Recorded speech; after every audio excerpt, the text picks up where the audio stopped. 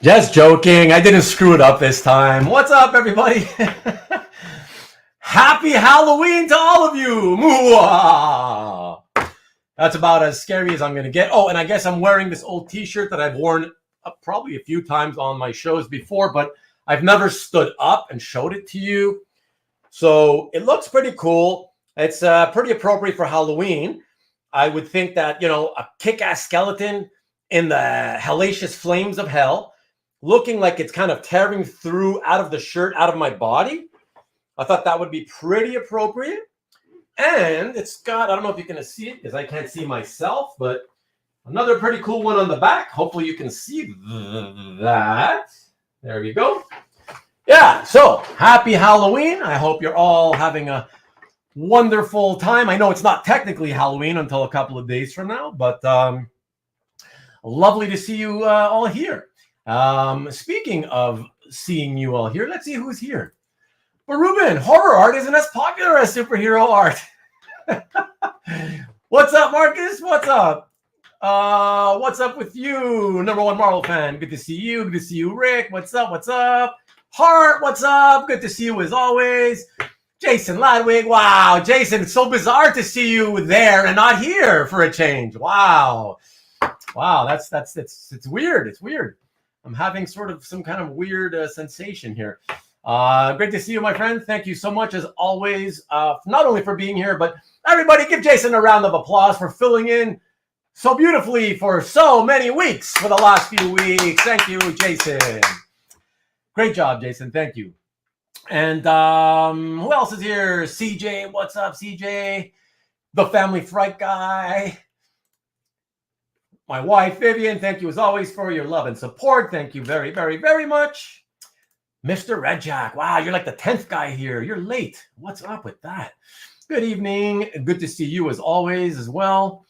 And what else? Oh, wow, Jeff Wedding. What's up, Vegas? Good to see you, sir. Look at that. What's Vivian saying? Your number one fan is speaking to you, Jason. Hi, Jason. You came back to the dark side. Nice. Dwayne, what's up, Dwayne? I'm so sorry, Dwayne, that the Sooners lost by 5 points to Kansas. What happened there, Dwayne? I don't know what's going on there. That was, that kind of stuff happens, though, right, I guess? But couldn't have made you too happy, I'm sure. Again, my sincere apologies. I need to go soon, but I'm dropping the deposit my like and just to say hello to everyone. Thank you. No need to apologize as always, Kat. My sincere thank you for coming in whenever you can. I really appreciate it. Thank you. Ian, what is up, sir? The Cali boy himself. Murdoch, whoa, hey, Murdoch. It's been a minute. Murdoch. Wow, good to see you, sir. And hellos all around. Less pressure on this side. Karen, what's up, my wonderful friend Karen? Hi. How's it going? Speaking of Karen, everybody, Karen just dropped another video today. Usually I say Thursday, but she just dropped it today. I don't know what Karen, 3 hours ago-ish, three to 4 hours ago. In fact, here is a link to that video, everyone. There you go. Check it out. It's another unboxing. Very exciting and a very cool piece. I'm not going to say anything about it. Just go watch it. Very, very fun. And what do we got here? Fiery Pelvis. I'm not getting that one, as always. See, I need Jason here. Jason's always good with that. He always catches your little jokey things much quicker than I am. I'm slow on the uptake. Some might say obtuse occasionally. I don't know who would say that, but some may say. Evening back and forth to you, everybody. Very, very nice. That shirt is weak. Hard, if you're talking about me, I'm weak, you're weak. Anybody know what I just did there? It's actually Leeds are weak. Fucking Leeds are weak. You're weak. Anybody know that now? Come on. My favorite film of the last 30 whatever years. Alec Baldwin speaking, by the way. And what else do we got? Who do we have here? Okay, hello, Hart from Vivian. Hi, Comic Graph Boston. Hi, Karen. Hello, Vivian.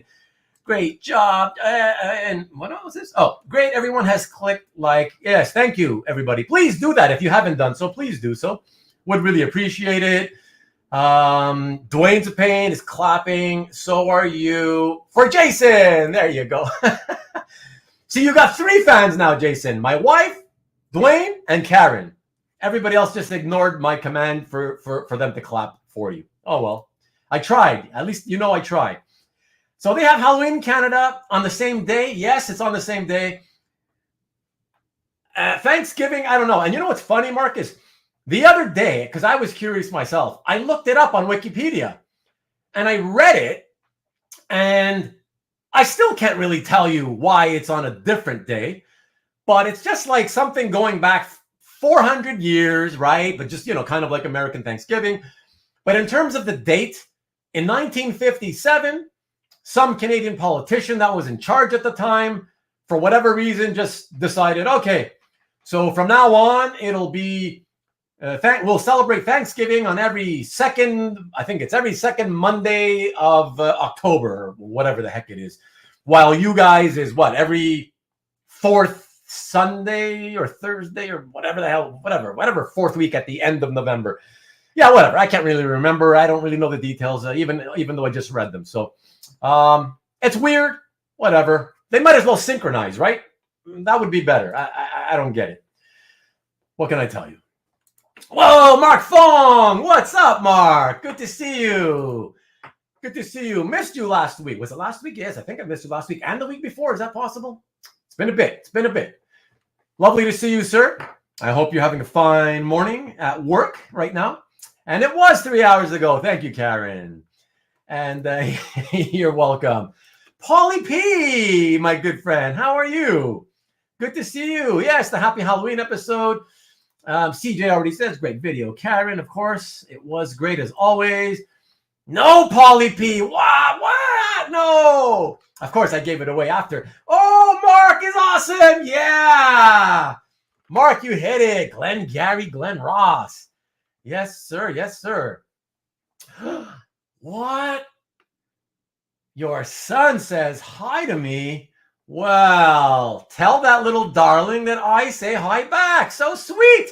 It's very weird. And you have to explain to him now, Karen, why I can't name drop him. Now you have to explain that to him. But you tell him that I miss him and that I wish I could see him on the screen. And that I say hello. Okay? Thank you. And what else we got here? Kudos, Jason Ladwig. You endured the beatings. He certainly did. Several beatings. Glenn Ross. Exactly. Thanks for finishing it off, Hart. And Glenn Ross. Nice, Derek. Love that. Awesome. There we go. What's up, JC? The main man. What is up, sir? Always great to see you. Kenneth Bird. Hi to you. As always, thank you very much for dropping in and saying hello to everybody. Thank you. Good day to you, David. What is up, sir? Awesome to see you.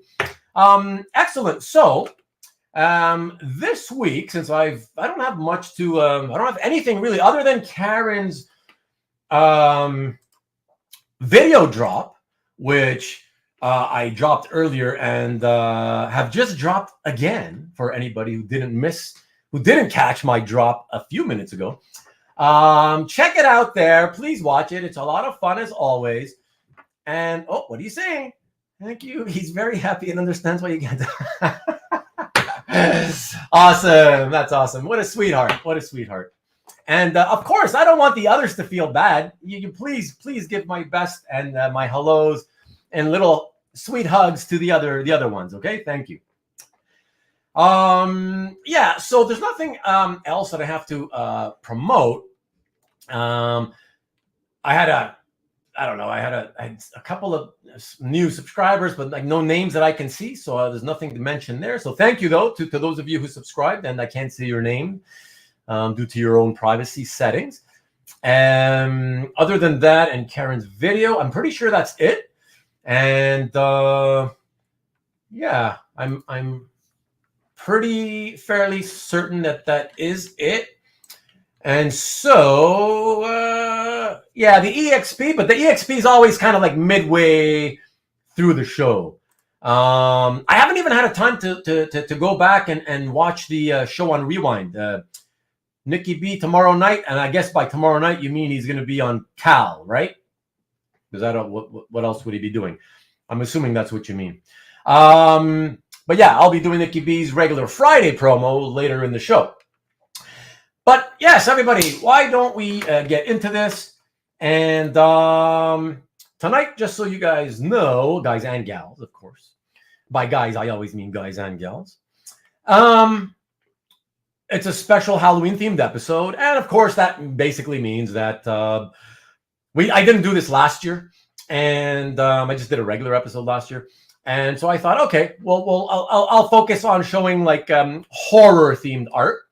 And I originally I decided I was going to do a whole show on Bernie Wrightson because, frankly, in this hobby, I mean, if there's anyone who deserves it more, I can't really think of it, artistically speaking.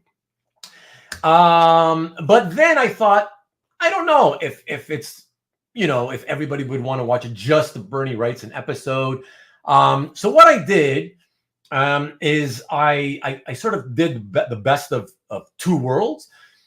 I decided I was going to mix in other artists as well, but still stay heavy on the Wrightson art. And so what I've done is I've gotten basically 50% of the art. So half of the show will be Wrightson art. So every second piece we show tonight will be by Bernie Wrightson. And then every second piece will be somebody else. Yeah, so there you go. Good evening, everyone. Good evening to you, John Brown. Good to see you, sir. And Marcus, you haven't replied to me about what, if you can confirm if what you were talking about is he's doing something on CAL, right? Is that it? But feel free to print it out so everybody can see it there. Post it in a message, man. Yeah, so that's it, everybody. And before, what's that? Gene Colan's Tomb of Dracula fits in. It does fit in. But you know what? You know what, Jason? I'm pretty sure I picked 0 Tomb of Dracula for tonight. Jeez, I'm trying to throw curveballs here. You'll see what's there. You'll see by the end of the night. You'll see. So let's get to it. But however, just before we start showing the very first piece, I want to let you all know that Jason, I wanted to give him a rest. But as you guys all know, I really hate doing these shows by myself. And rather than go live and ask you all, offer anybody here making up the live chat crew, if you'd like to jump in all of a sudden, because those offers have always fallen on deaf ears in the past. I instead decided to call upon someone we all know and love, the owner of a very, very famous van. My friend, your friend. Welcome to my OnlyFans van extravaganza. There we go. There we go. What's up, man? What's up, How boys? are you? So great to have you back, by the way. It's been a long time. I've missed It's great. Yeah. I've missed you. And don't worry. I missed you too. Jealous. But yeah. Jason did an awesome job, by the way. There you go. You see, Jason, you have a 4th fan now. There you go. He did a very, very nice job. So, and considering how long I used them for, yeah, I really appreciate that. So, yeah, thank you, man. And I know, a lot of us kind of know, you've had a bit of a rough year. You want to talk about it a little, or you want to just move on? No, let's move on. It's actually a little more fun to have art rather than put it down. Okay.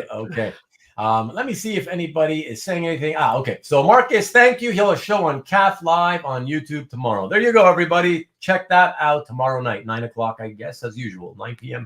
Eastern, 6 o'clock Pacific. The Van Man, says Marcus. There you go. Whoa! There's your friend. There's. You can always count on Mike, right? I'm wearing a horror mask already, Mike. Come on. Howdy from Jeff in Vegas. Hey, Jeff. Hey, Jason. Thank you, Jason. There you go. Look at that. Giving you the credit, man. Yeah. Look hey, Karen. that. Look at Great that. job on your YouTube video. Really nice. I like the cover. There you go. It was a very cool cover, man. Very cool cover. And like I wrote in my comment, there was a time when nobody would have bought that just because it was, not one of the main titles, right? It's one of the kiddie books or whatever, like based on the animated show. It's like, but I'm so glad that the hobby grew enough that enough people came in to really appreciate the art for the art, regardless of what title it was, and not we don't have to deal with that kind of stupidity anymore, Right, exactly. So that's very nice. And she, of course, thanks you. There you go. Let's see. Hey, David.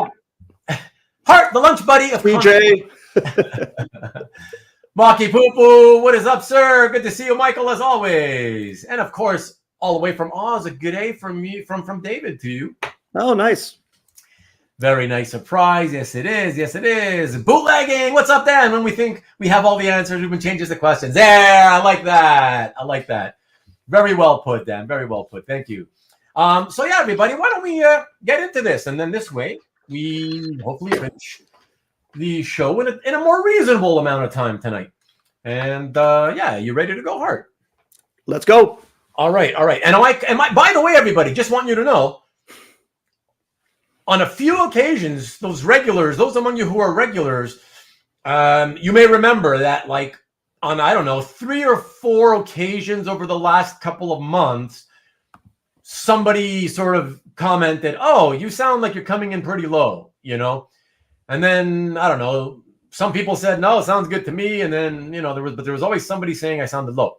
So Hart and I just found out, he kind of brought something up to me. He said, it sounds like you're coming through the audio on your webcam. And I was like, no. I've got one of these. And I'm like, wait a second. Sometimes when you're playing around with it, like, it does switch in and out from one device to another. And I said, hold on, let me just check the settings.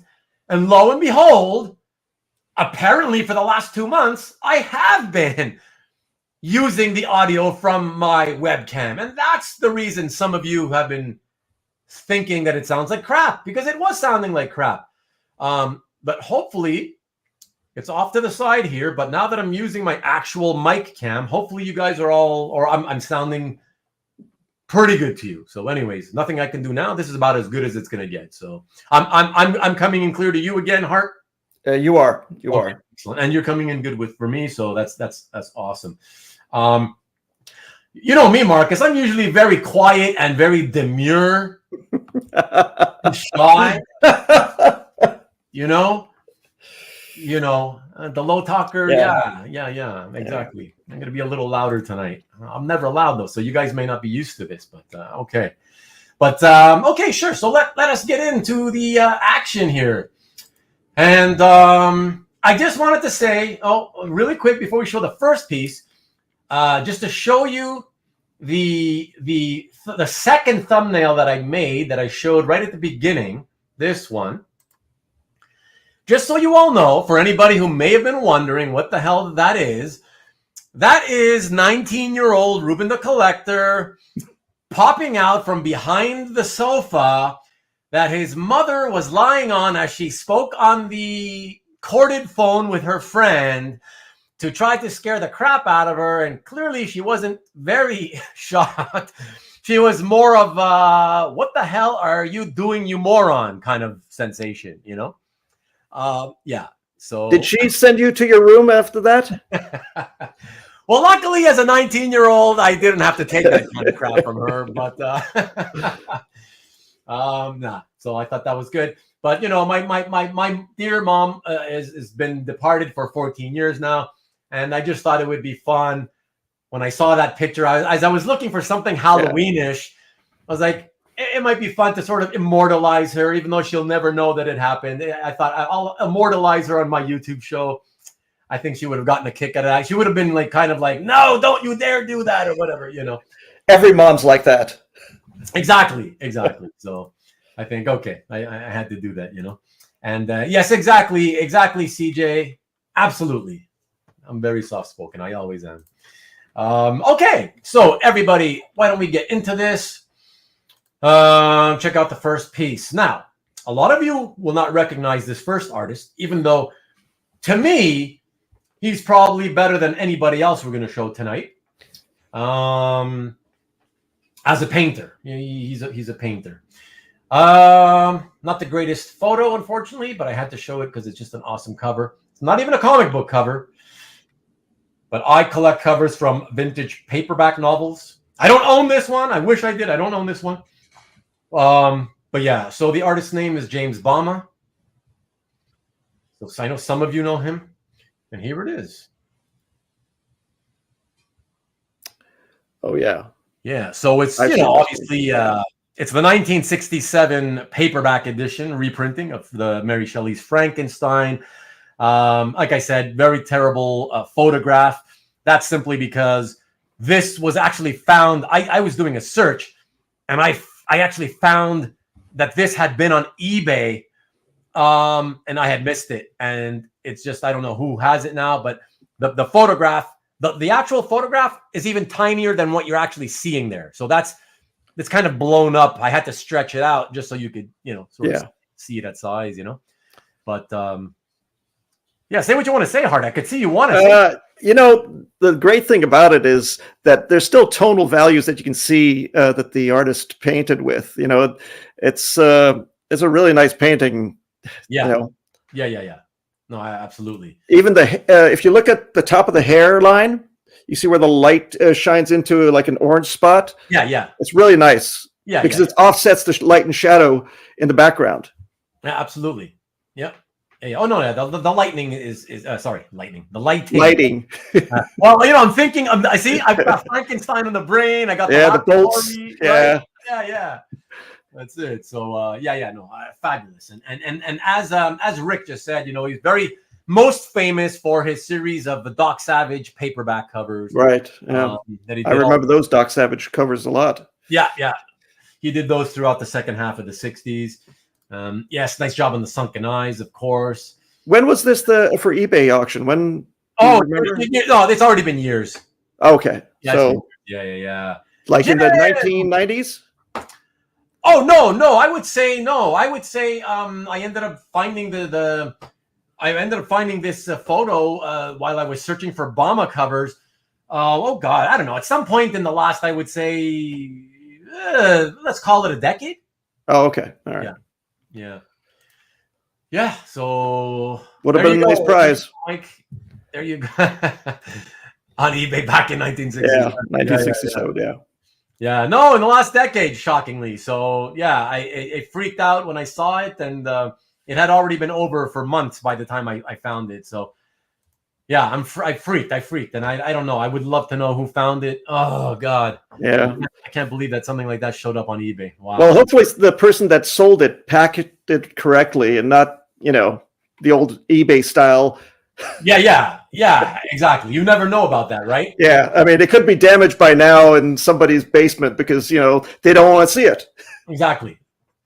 You just don't know. But anyway. Yeah. Okay, so let us move on to the next piece, everybody. And for that, we, of course, move to, for those of you who have missed it, every second piece will be a Wrightson piece. So for that, we go to this one. The Apparitions portfolio cover art, currently owned by Jason Glanz from 1978. Yeah, very nice. Yeah, I still have this portfolio. I bought this portfolio, decades ago. I still have it. I don't know why I bought it because I never ultimately ended up putting the plates up on the wall or anything. Yeah. It's still just kind of sitting collecting dust or whatever. But the truth is, Well, first of all, Hart, have you ever seen the plates inside? Have you looked at No, not at all. I mean, I've seen this cover or the front of the apparitions, but never the interior. Oh, okay. Because the interior are painted, like they're colored plates, you know? Oh, really? Okay. Yeah. But like I remember one is like sci-fi. Another one is it's like horror sci-fi. Bottom line is I like the cover way more than I like any of the 4 plates. Okay. Yeah, but that's that's just me. I don't know if everybody else would agree. Well, I mean, the apparitions means that it's mostly spooky, wouldn't it? I mean, sci-fi wouldn't. Well, he's done. Yeah, but I'm thinking sci-fi monster. Yeah, I guess so. Yeah. You know, hold on. I stepped away from the computer. You're looking for it, aren't you? I'm pulling it out, baby. I'm pulling it out. This is a PG-13 website, dude. Come on. I know, but I've had many episodes where I've had to whip it out. I mean, what can I tell you? It just happens every now and then. As long as you don't break your mama's back. Here, let's come back to all you. And yeah, I might as well just show you real quick for those of you who aren't familiar with it. Let's see. Sorry for the glare, of course. No, that's all right. Is that a werewolf? No, some big mutated guy. Ah, gotcha. Yeah, fighting a bunch of just regular sort of people in a barn or something, you know. And then it's okay. I get it now. Yeah, that's That's kind of weird, right? It's like a centaur sci-fi monster. Thing. Yeah, it looks like Buster Crab. You know. Yeah, exactly. And then, of course, a werewolf, but one still wearing his hat and human. Probably Scottish or Irish. One of those. Yes. I'm gonna go with Scottish, actually. Okay. Yeah. Tavern wench. Oh, sorry. And then the 4th one is lovely too, though. The woman, the dragon, right?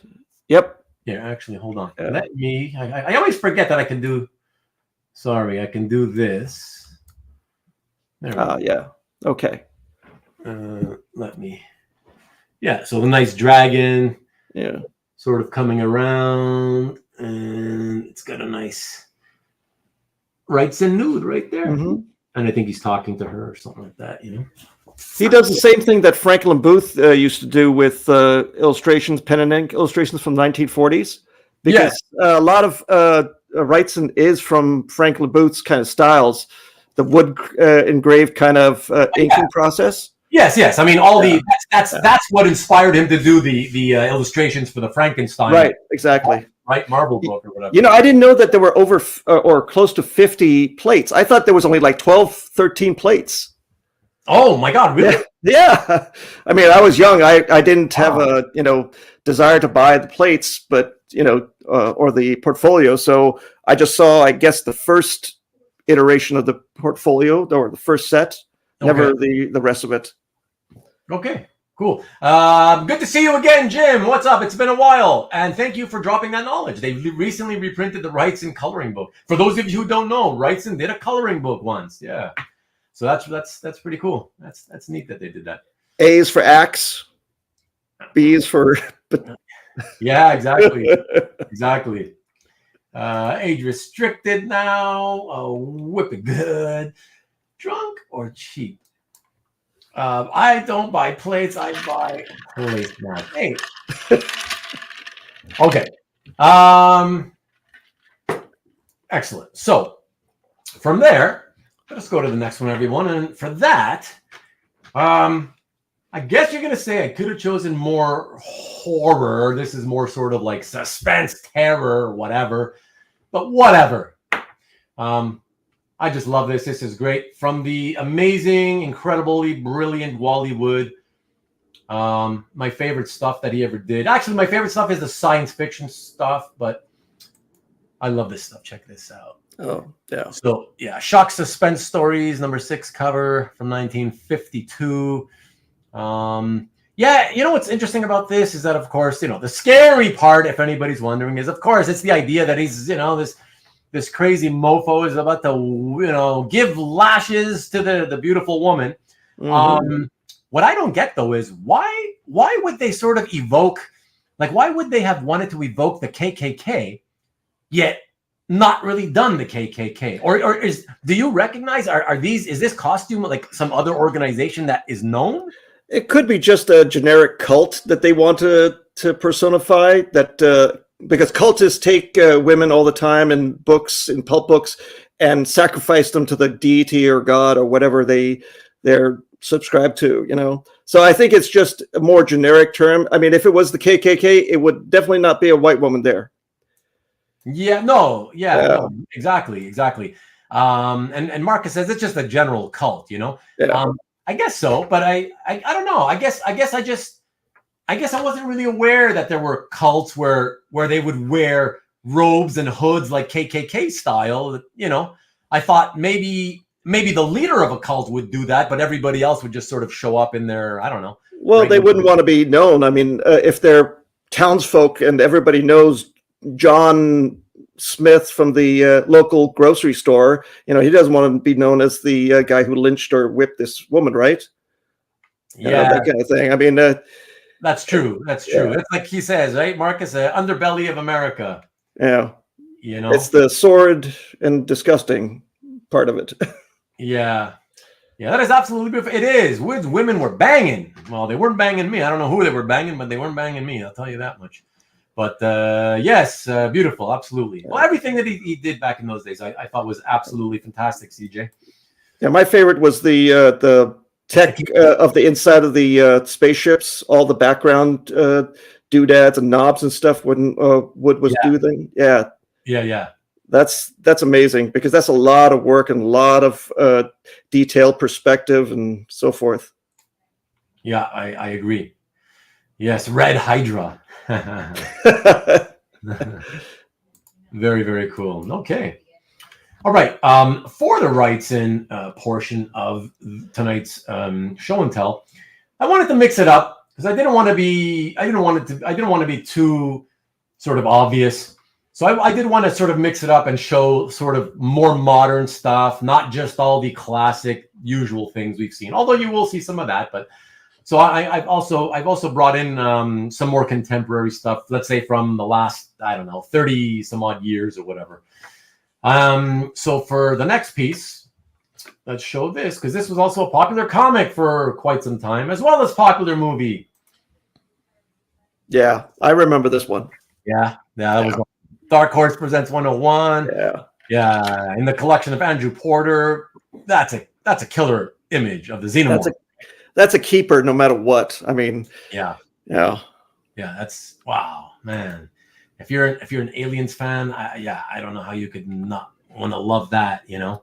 Well, didn't Wrightson do a lot of movie artwork for lots of movies or something like that during the 80s or 90s? Wrightson? Yeah, Wrightson. Yeah. He certainly did. Yeah, that's exactly right. And I'm not quite sure, but I think, I don't know if you know, Hart, there was a story of, like, you know, when he came out to Marvel and DC, like he came back to them and he excuse me, he in the 80s, like around 86, and he did like Batman the Cult, the Weird, right? Yeah, the Weird, yeah. And I remember thinking, oh, what happened? Like, yeah, it was still excellent stuff, but he wasn't using that fine line, brushy stuff that he was doing on covers and interiors, you know, like on Swamp Thing and all those other horror titles. And then this story had come out that something had happened to he had some kind of an issue physically with his hand or something. Oh, I didn't hear that, but I mean, after years of working with your hands, I mean, all these detailed works kind of grind you down. I mean, they do that for any artist. Yeah. Oh no, absolutely. Yeah, it definitely is so good, man. Yeah, he did Creepshow. Creepshow was, I think, though, I think that book came out in 81 or 82, I think. Yeah, so I think he was doing Stephen King like drawings. Yeah, because that's right. Because he did Creepshow, and then he did the novella for The Silver Bullet. Yeah, Silver Bullet, that's the one, yeah. Yeah, that's it. And like Mike says, he was doing concept art, you know, like character sketches, designs, you know. that type of stuff, you know? Yeah, I mean, Silver Bullet was about a werewolf, so, it makes sense that they brought Bernie in there. Yeah, absolutely. Yeah. And Silver Bullet was really great. It's short. Again, it's a novella, Right. not a novel. But I really loved it. Yeah, I thought that was really a lot of fun to get that and read it. And I bought it just because I wanted to read it. I wanted to read a story about a werewolf. And then when I picked it up from the library, I remember going, taking it home, starting to read it. And then when I get to my first illustration, I'm like, what? Oh my God, Wrightson. Wow. What a surprise, Yeah, exactly. It's from left field kind of thing. Yeah, exactly. Now that is a Xenomorph. Absolutely, man. Absolutely. I read my Creepshow graphic novel until it fell apart. Yeah, and Derek loves it too. Yeah, I never bought it, but I used to love the video, the movie. Yeah, and then I bought it on DVD. But I got to tell you, after I bought it on DVD, probably 15 years ago or something, and then I watched it, I was like, wow, it didn't age as well as I remembered it. Like.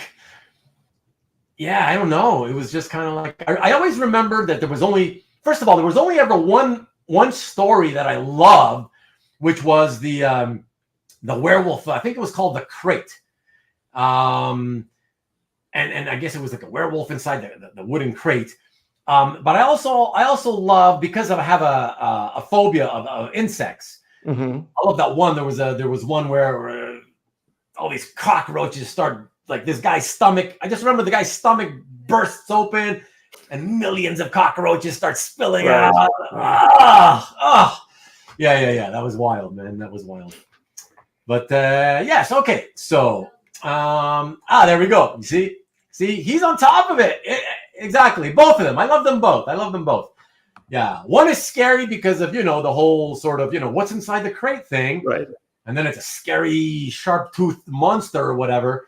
But the other one's scary if you're somebody who is sort of insect phobic. Yeah. Then it's that gets scary too. I eat bugs, so I have no problem with that. You eat bugs? Yeah, they're good protein. I know they're good protein, but I don't think you eat bugs. No, yeah, I do. I mean, not all the time. Like tacos over here, we can get it with grasshoppers and stuff. Oh, really? They do that there? Yeah. Wow. Certain places around here can do that for you. Wow. I mean, I've had not a tarantula spider, but a like a baby woolly spider, tarantula-like. Wow. Yeah. But they taste like sawdust because they're really they're dehydrated. Oh. Yeah. Just I can't just even the crunch, the texture in general. Yeah, I couldn't do it unless I was like starving because I hadn't eaten in like many days, Then I think psychologically the fear goes away because you're so hungry, right? You're so craving anything. Yeah, I think that's why anybody would just shove anything down their throat at that point, Yeah, it doesn't matter what it is. It could be pork. It could be tarantulas. Yeah, right. Exactly. Yeah. Marcus wants to know: did you ever take Russ Heath to eat bugs? Not in my van. Scotty! Hey, Scott, before you go away, please tell me you're there. I hope you're still there. So when you came in to say hi last week, I started talking to you, hoping you were still there, but you were gone. So I just wanted to know, 2 weeks ago, somebody subscribed to my channel, and the name was, it looked like Scott Wingo Home. Okay?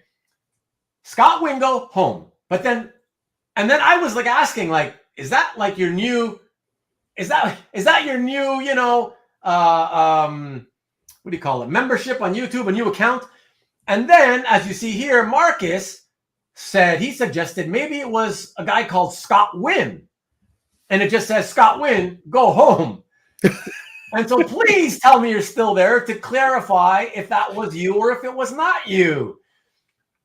What's up? It's actually Marcus who was the good detective. Oh, nice. Awesome. Marcus, you had a great idea, Marcus, but I was right. I thought it was my instincts. It was Scott. Awesome. It's okay, man. You don't have to give me the story. I just thought that was kind of funny. It was like, wow. But after Marcus brought that suggestion up, I was like, you know, you're right. Because there are people in the world named Scott Wynn. You know? So I was like, Scott Wynn, go home. It could have been somebody else, right? So, and that wouldn't have been such a freaky thing on my channel, because then last week we had another freaky thing, or was it the week before? Yeah, last week. Another freaky thing where somebody subscribed to my channel, right? And I think I still have it. I didn't delete it. Check it out. Yeah.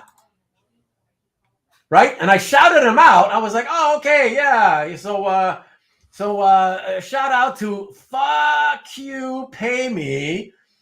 And I laughed and I thought it was hilarious because NSN Art, our good buddy here in the chat, he has a piece of art, a print / coin that he's selling that I just bought 2 of, and it's in the mail as we speak.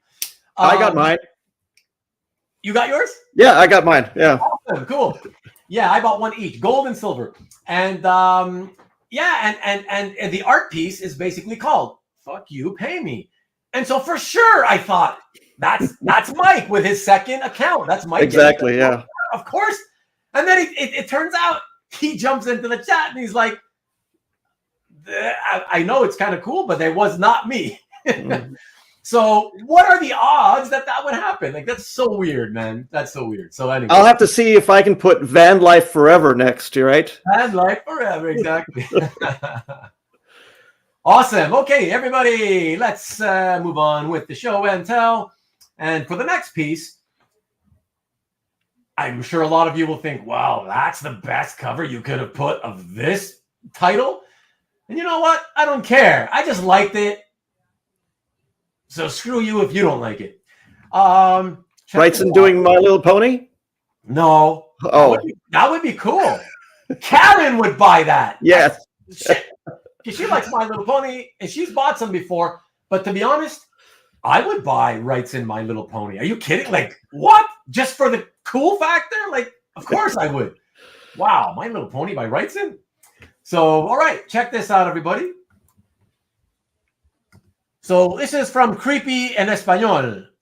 This is, I believe, the 12th issue of Creepy en Español by famous Spanish artist Enric Torres-Prat from 1980. And in case anybody was going to complain, you know, hey, why would you show that cover?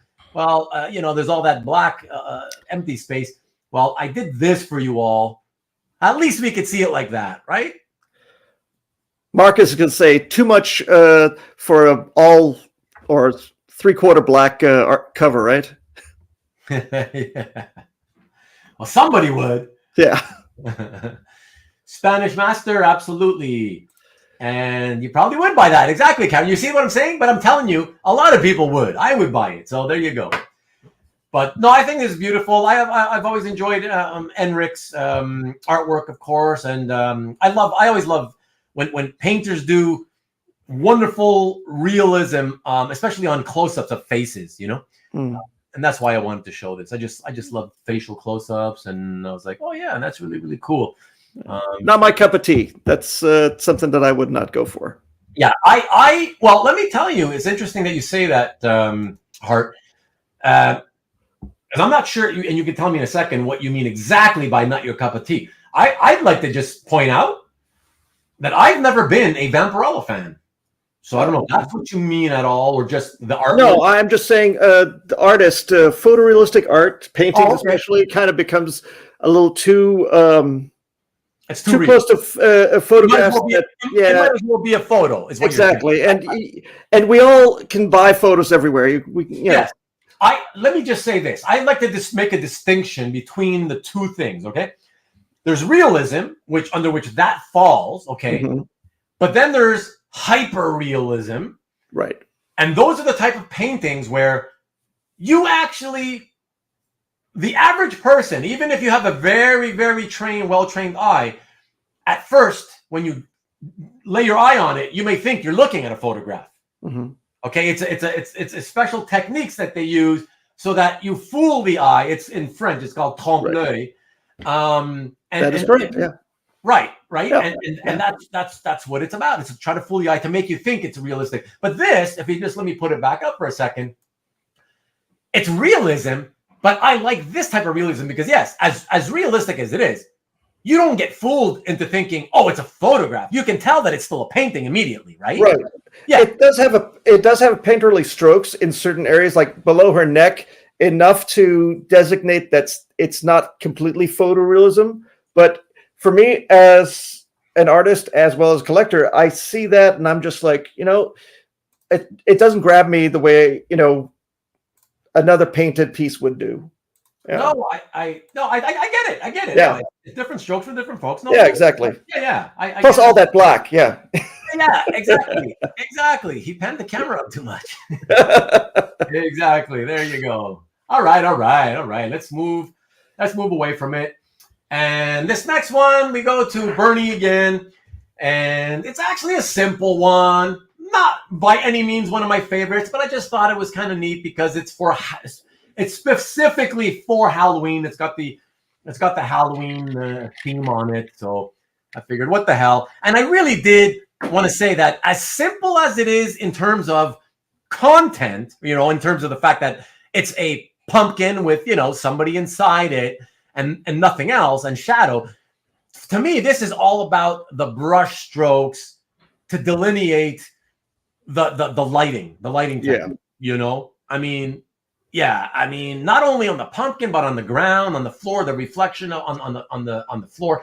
Oh my gosh, it's just absolutely fabulous. I'm annoyed at the colors though. It could have been a violet purple like hue with the yellows, yes, as opposed to the green, because the green on the floor just makes it look, I don't know, too grassy or something similar. Yeah. No, I listen. I agree. Yeah. And on my channel, a lot of us spend a lot of time complaining about the colored versions of the, printed, right. Original art or whatever, absolutely off the charts, Dwayne. Yeah, exactly. Definitely crappy. But like we've often said here, often the coloring is crappy on from every era. It's that's true. More often than not, it's certainly us as comic art collectors and connoisseurs, if you will. Most of us usually prefer the black and white 99% of the time. You know what I mean? Yeah. So there you go. Okay. So from there, we jump to the next piece, which is another non-Wrightson piece. And I thought I'd go with somebody who, I want to throw a curveball to all of you. And the curveball with this one is that, so it's a modern day painter. It's a painter who I don't really care for. I don't really care for his work much, to be honest. So just in case you ask me why you're showing it then, it's because I don't do things just for me. I know that other people have, different tastes. And I know other people do like this guy's stuff. So I figured I'd show it. And it's kind of a cool looking piece. So yeah. So here, let me show it.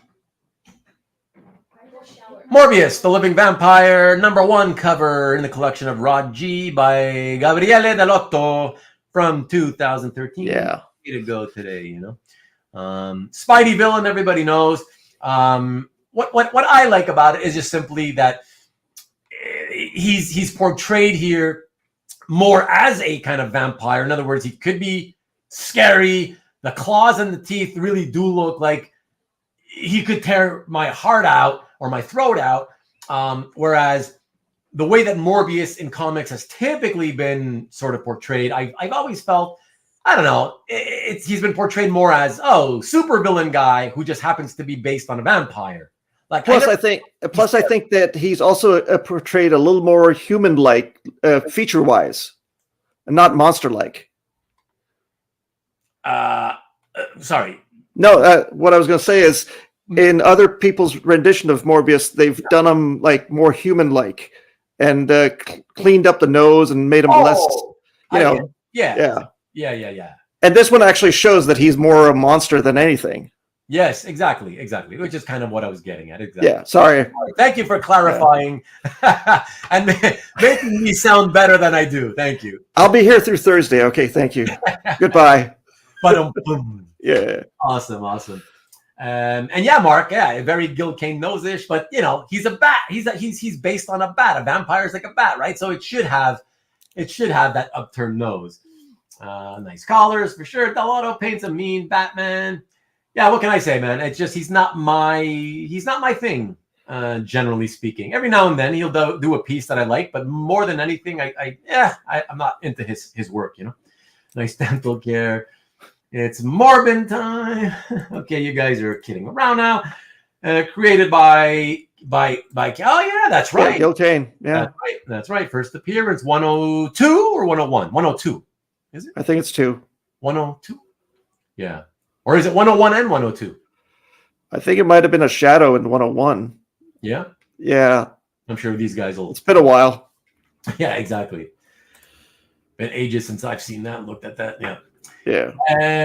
Okay, cool. Somebody... there you go. Well, okay, so I corrected myself. So my memory still is vaguely still back there, you know? Thank you, Marcus and CJ. Appreciate you both. Thank you. Yeah, my memory's shot, so there you go. Yeah. Okay. All right. So jumping back into the Bernie Wrightson art, this is another modern day piece. Well, modern, contemporary. So I don't know, 30 whatever years ago, I think. But I thought it was really cool. I'd never seen this before. Check this out. Oh, Cemetery Dance is a horror magazine. Yeah. Yeah. So you're familiar with this? Yeah, I am. Actually was subscribed for like a year to the magazine, long time ago. Yeah, you had a subscription. Yeah. Wow. Us old fogies, you know, we have subscriptions, and we had dial tone phones, and you know, we couldn't go out and have food come up to us like Grubhub. No, I did have a subscription, and I do recall that the style of the cover artist varied greatly. Sometimes they would have really good ones, and sometimes they would have a horrible, like amateur guys that were just just starting out. Yeah. I get it. But yeah, I do remember this one because yeah. Okay, that's cool. What's up, Tom? Good to see you, sir. Thank you for dropping in all the way from Chicago. Hey, Tom. So just an interesting thing here, everybody. Just so you know, in case you're kind of looking at the style and you're wondering. So this was indeed painted in 1991 by Wrightson. However, the issue number 50 of Cemetery Dance that you see on the right-hand side that actually published the work, that was actually only published in 2004. Yeah. So it was 13 years after it was painted. So. I think Cemetery Dance is still available online. They still have a subscription service or something like that. Interesting. A PDF service, I think it's PDF mostly. Oh, okay. Yeah. I think I read that actually when I was doing the research and I found this thing. Yeah. Interesting. That's really cool. So yeah, I just thought I'd just show some nice looking zombies there. And I thought that was my grandma and her friends. All right, so we go from Wrightson to another one of his sort of contemporaries, and to the House of Mystery. Back to, I believe, the early 70s. Let's see what we got here. Yes. Oh, yeah. House of Mystery, the 177 in the collection of Teddy M by Neal Adams, 1968. The reason I wanted to show this was because, check it out, everybody. 1968, and when you hear people talk about Neal Adams, you know, not only the praise that he gets for, you know, his brilliant art, but the fact that he was a provocateur, the fact that he helped, he was instrumental in the publishers giving art back to the artists, and not just that, but he also was really instrumental, and he's one of the first guys, if not the first guy, who tried to do different techniques that were not being done at the time, such as in this case, let's check it out, 1968, And all he did here was use the side of his pencil to do this cover. So you're looking at pure pencils, and it's all by using the side of the pencil. So it looks very like a if any of you know what using a graphite stick is like, it gives you that sort of a textured look, right? It's like a gravestone rubbing. Yes. Yeah, exactly. So check that out. And it was so unheard of at the time. And I think those of you who are watching on a decent sized computer, I think you could see on the top there, Neal wrote a little note to the editor, Joe Orlando, former artist himself, to Joe Orlando, thanks for letting me try it. N for Neal. So I mean, he obviously told Orlando that, hey, like I want to try this. I don't know if how it's gonna come out, but I really want to try it. Please let me do this. And obviously Joe was like, okay, man, go for it. I mean, Neal had a lot of clout because he exploded on the scene in the 60s, right? So you wouldn't have had Joe would not have stopped this cover and had somebody else do it because Neal was the guy, the man. Yeah. That's right. He was the man at the time, and it was just like, okay, if Neal wants to try something, let him try, right? Right. Yeah. So he absolutely did a bunch of great DC horror covers. Yeah, absolutely. So excellent. Very cool. Okay, so the next piece. Yes, Marcus, he did. Oh, let me see what he said. He just meant that he tried Orlando's sandwich. All right. We now go back to the Wrightson portion of the show. And for that, I again selected something contemporary. And for that, just because I like the topic, check this out. So it's from American Vampire from 2010.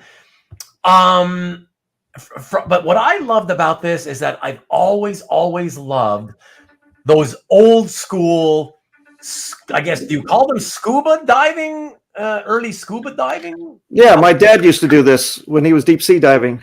Oh, nice. Yeah, with those old helmets, with the tube that connects right to the helmet.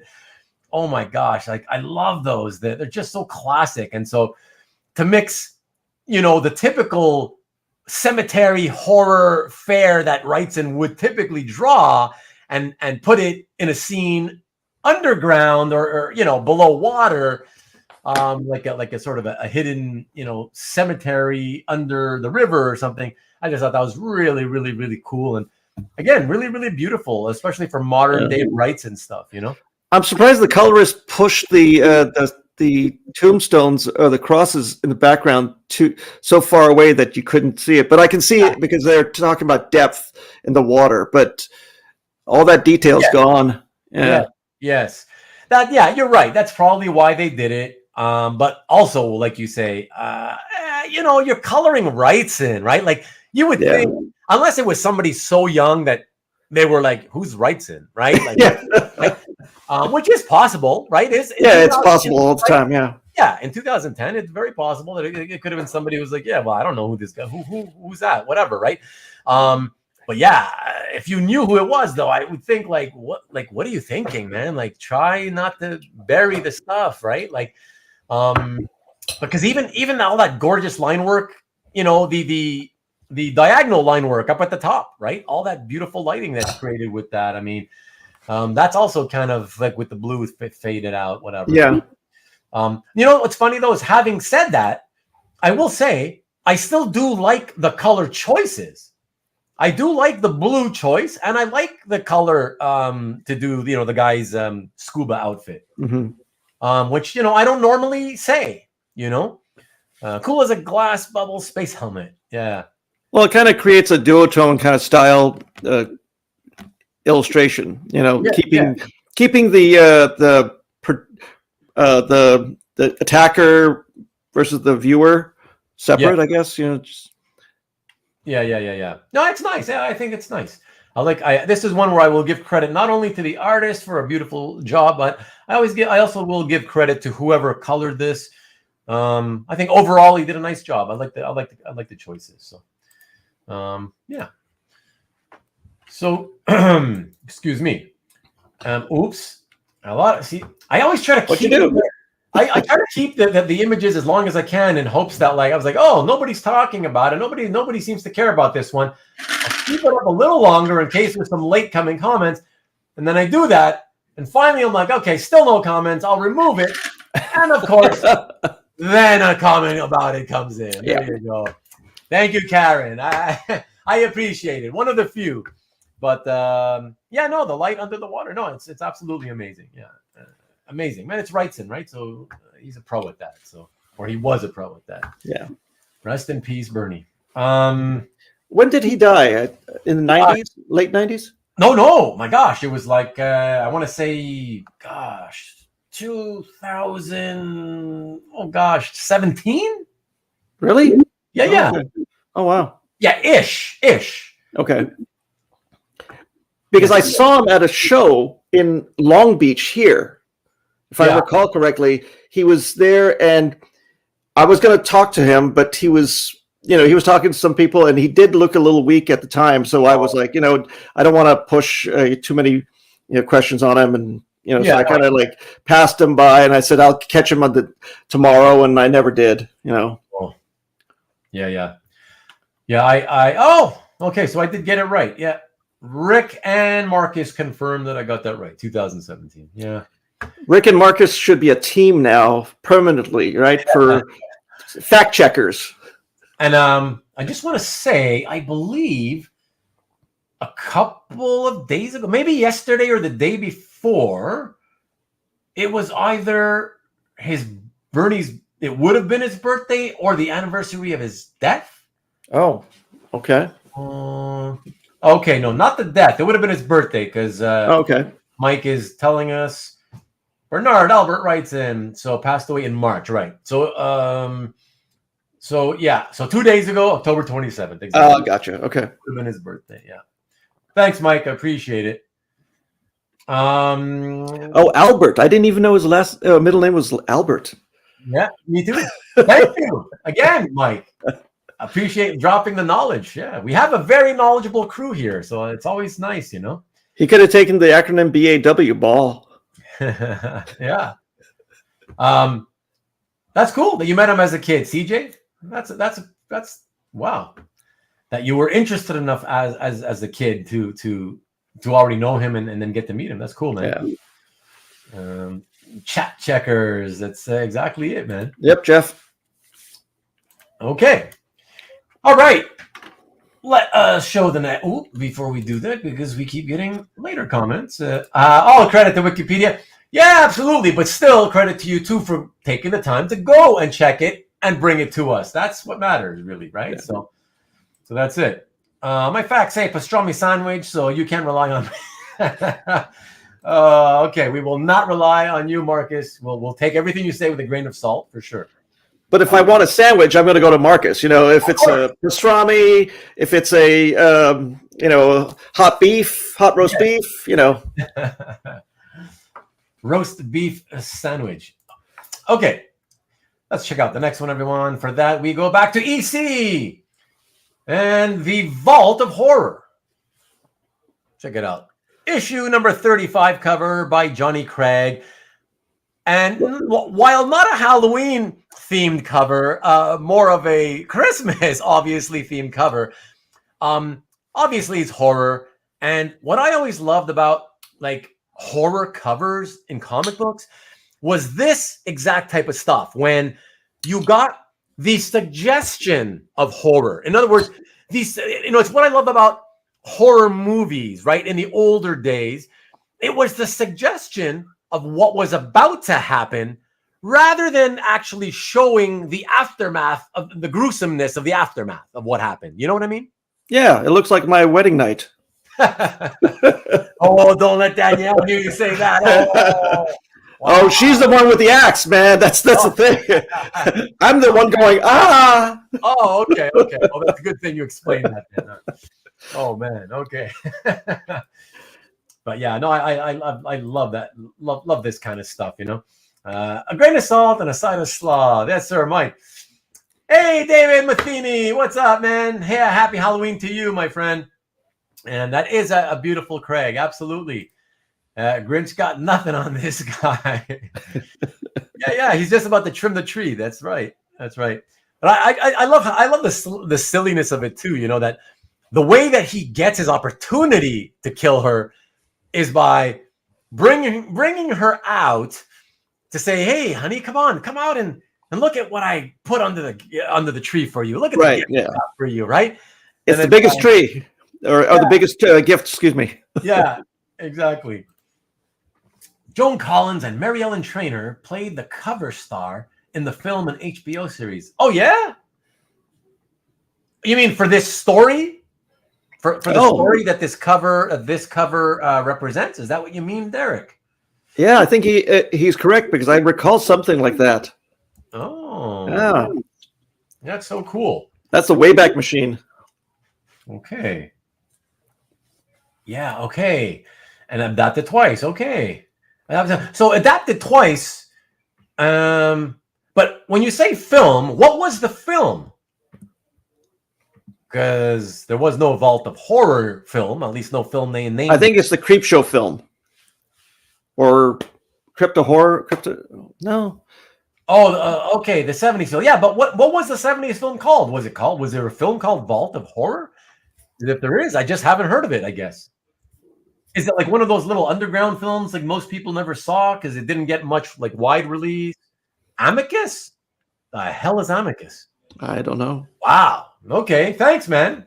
There's more, live chat crew dropping knowledge on us. Wow. I'm going to have to IMDb that one. Well, thank you, sir. Appreciate it, man. Yeah. That's cool. So this next one, as we move back to the Wrightson portion of our little soiree, this next one I like. I actually love. And before we move to it, Craig, Feldstein, and Wood, EC Genius. Yes, sir. Absolutely, CJ. So I love this next one, this next Wrightson one, just because I loved it since it came out. I bought it and collected the 4-issue miniseries simply because I was blown away by this first issue cover when it hit the stands, and I was like, "Oh, what?" And I had to buy it.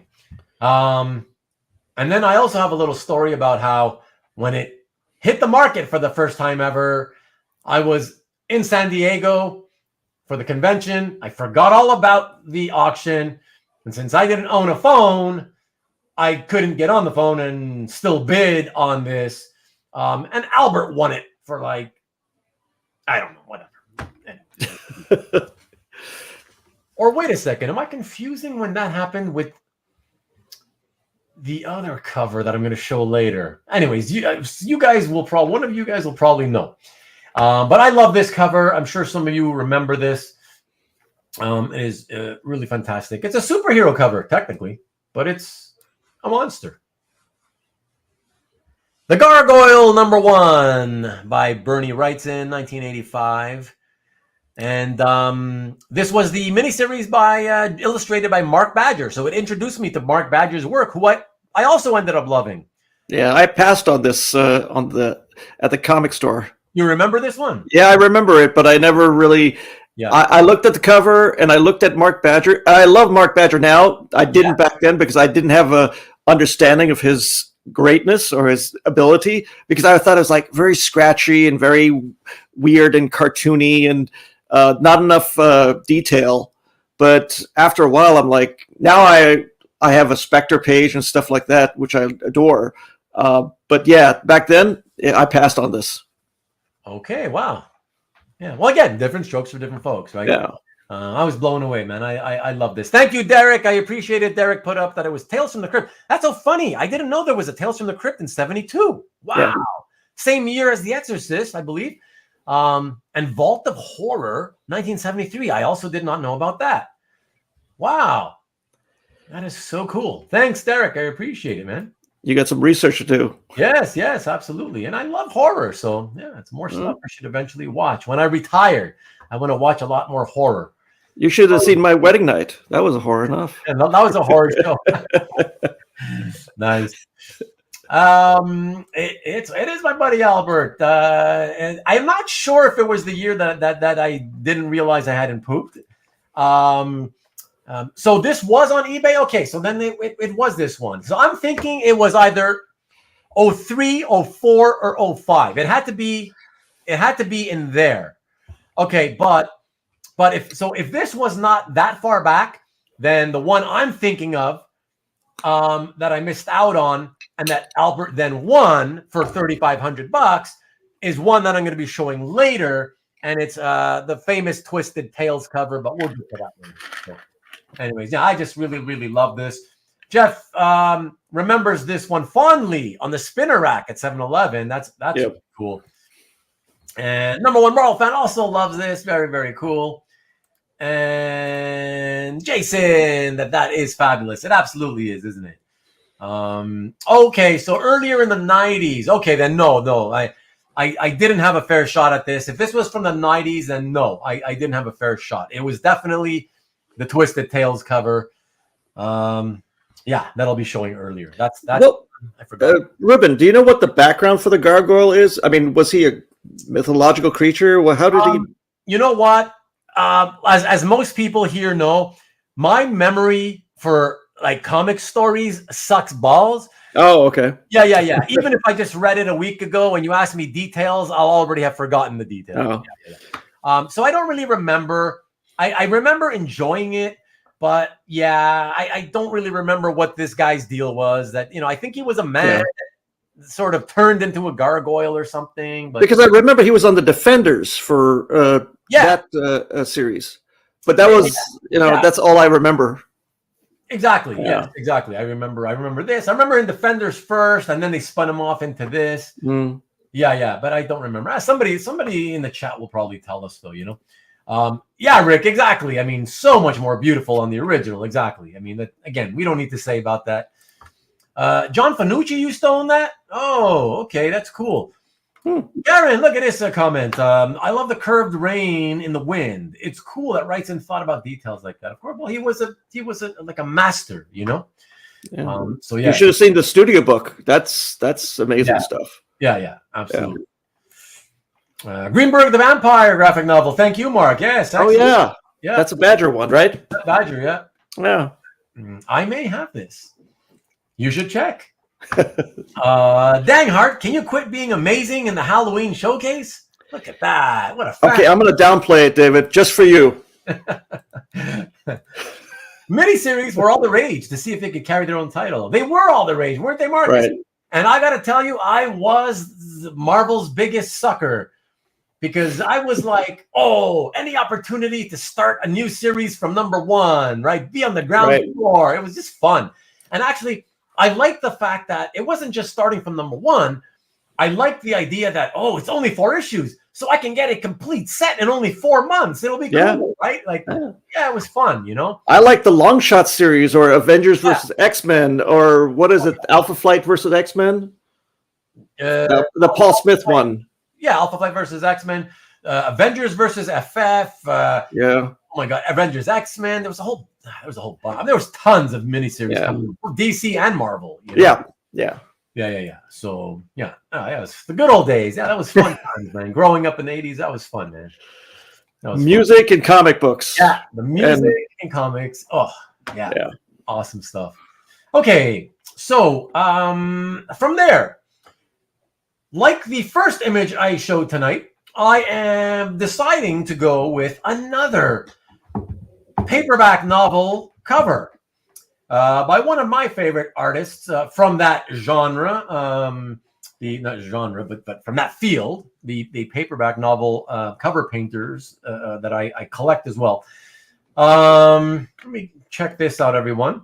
I wanted to buy this when it came up and it became available because I like vampires, but then I thought, well, I want to put paintings on my wall, and it just won't go with the other paintings on my wall. So that's why I decided to just let it go. But I wish I had it now.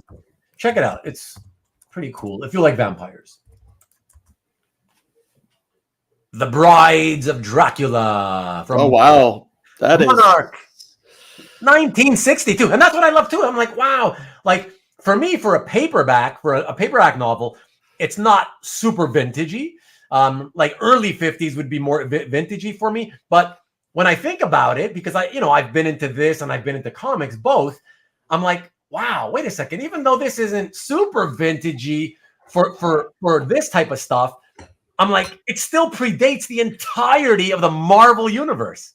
Yeah.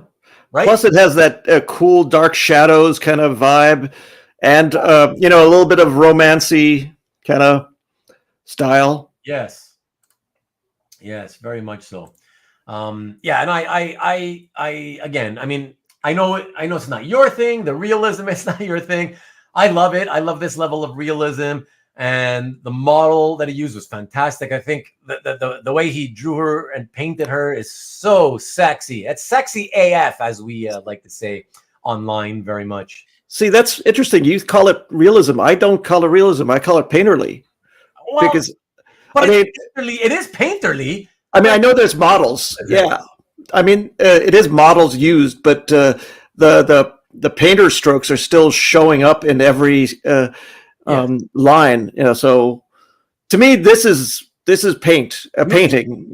Interesting, but it's still very realistic. I'm surprised. Really? I you know what? I should email you the scan so you can. Yeah, please. That'd be awesome. Yeah. I want to see this because I see the guy's face, and he looks, kind of like the generic Doc Samson or any kind of hero, kind of chisel jaw kind of person from that decade. Well, what's interesting, and now that you're mentioning what he looks like, the chisel jawed guy from that decade. That model, the model for this cover, his name is Steve Holland. He's pretty much the only male model who anybody knows the name of. But that guy did thousands, and he modeled for thousands, literally multiple thousands of paperback novel covers throughout. I'm looking at him. I'm looking at him on Google Images right now. Yeah. Throughout the 50s, 60s, 70s, 80s, 90s, I believe into the 2000s. Yeah. He did Doc Savage. Yeah, he was. Yes, exactly. Yeah, he was Doc Savage. Doc Savage. Wow. Exactly. Yeah. How cool is that, right? Yeah, and he did a lot of Western covers. Paperback hero, Steve Holland. There's a book on him, I guess. Yeah. There are actually a few of them. Oh, okay. I'll have to check him out. This is actually cool. Yeah. Thank you. Yeah, a few books done by Michael Stratford. Yes, exactly. Yes, that's right. Yeah, and he's a guy I know from Facebook and Instagram. So, so check that out. It's actually as a side note, I'm gonna buy the McGinnis book. There's a McGinnis book that I want to try to buy. Oh, cool. Yeah. So the other day I was looking through some stuff, and I found a Tumblr site that was doing vintage paperback books covers, and they did a lot of McGinnis work, and I was like very much blown away. So I'm gonna do a little deep dive into some of those books. Okay. Oh, that'd be cool. And I figured that you would know more about it than I would. I probably do. I would think. Yeah. I would think. I mean, I've been into it. I mean, not relatively speaking, compared to comics and comic are not long, since 2008, but I definitely did a really deep dive where many years ago, man, I basically did what writers do. I spent like 2,000 hours over the course of I think, was it a year or a little over a year, just researching artists from this field. Yeah, researching and learning about artists and familiarizing myself with their work. Did McGinnis do any Parker covers? Wow, good question. Okay, well, I'll have to look that up. Yes, I don't know if he did the Parker, because I have the Parker books by Darwin Cook, the big Martini editions. Excuse me. Oh, okay. Oh, the Martini edition. Yeah. Yeah. So I want to get through that, but I also want to get a paperback or two to actually read the author's words rather than see it portrayed by Cook. Right. I get it. Yeah. I forget offhand, to tell you the truth, and the only reason is because I'm a huge fan of McGinnis, but the guy's done like, I don't know, 1,500 covers or something in his 50 plus odd career, your career, and it's like I can't keep track of it. Did he do, because I don't think of like those paperback artists. When I look at the art, for me it's about the art, and I don't read the books, so I don't associate. Did this artist do any covers for this author or this series of books or whatever? I don't think of it that way. So then I forget. Yeah. See, I do the author and the cover together. I look at that as a whole rather than piecemeal it. Yeah. Right, but you do that because you were a reader. Right, exactly. And I mean, if I was reading Michael Moorcock's Elric series, I know who was the painter for most of those cover editions, starting with Michael Whelan and going to the other artists that did it after Whelan. No, I get you. Yeah. I understand. Anyway, let's get back to horror art. I think everybody's falling asleep anyway. Yes. Good morning to you in the land of the rising sun, Timothy. Good to see you. Welcome. So let's check out that next one. And by the way, Hart, I sent you a really large scan already of that cover. All right, perfect. I'll check it out. All right. And so let's go to the next one, everyone. And for that, we go back to Wrightson. And we go to this one in the collection of Tom Coker, who my friend Jeff Singh is currently visiting and is probably flying away from tonight. So just a cool cover. Not, to me, one of his greatest, because I just feel it's kind of simple for him, for Wrightson. But what I love about it is I love, again, that mixture of technique where he decided, hey, let me leave the entire background plus the back of the bat's wings and body uninked, and then just spot the blacks. Yeah, exactly. Yeah. And it's a nice juxtaposition that it creates. I find it really makes the blacks just like smack you in the face even harder, Plus the colorist did a good job with this one. I like the colorist because coloring pencil is really difficult. So they did a great job to keep it from disappearing altogether. Yes. Because reproduction of pencil is really difficult. Yeah, back then especially. Yeah, not only is it difficult it's always been difficult to color penciled work, graphite, but like you say, right, especially 1971. Yeah. I mean, they were so limited in the palette and what they could do with the technology. Yeah, printing presses back then were archaic already, so trying to pull pencil mark or graphite is even worse. Yeah, absolutely. Definitely a great gesture of a cowering human as he runs for his life. Yeah, exactly. Fun show so far. I just made homemade brownies and getting ice cream. Nice. Thank you. I appreciate that. Appreciate that the show is making you want to get brownies and ice cream, man. Special brownies? Question mark. Exactly. Are they the special kind of brownies? I just got Rick's joke, meatloaf approved, bat out of hell. Oh, yeah. Well, yeah. I had to run through it. Sorry, I missed it. You ruined your joke. Sorry. Yes. But thank you for bringing it up and sort of making up for me having to ruin the joke by passing through it. Sorry. That's okay. Sorry, that's what I'm here for. I appreciate it. See, exactly. And that's why, another reason why I like to have people with me in the studio. I don't want to do it by myself. We work better together with. Yeah. So there you go. So thank you. Appreciate that, man. Okay. Let's see what is next. Oh, hold on. CJ is saying that funny you say that about colors. How did EC have much awesome colors?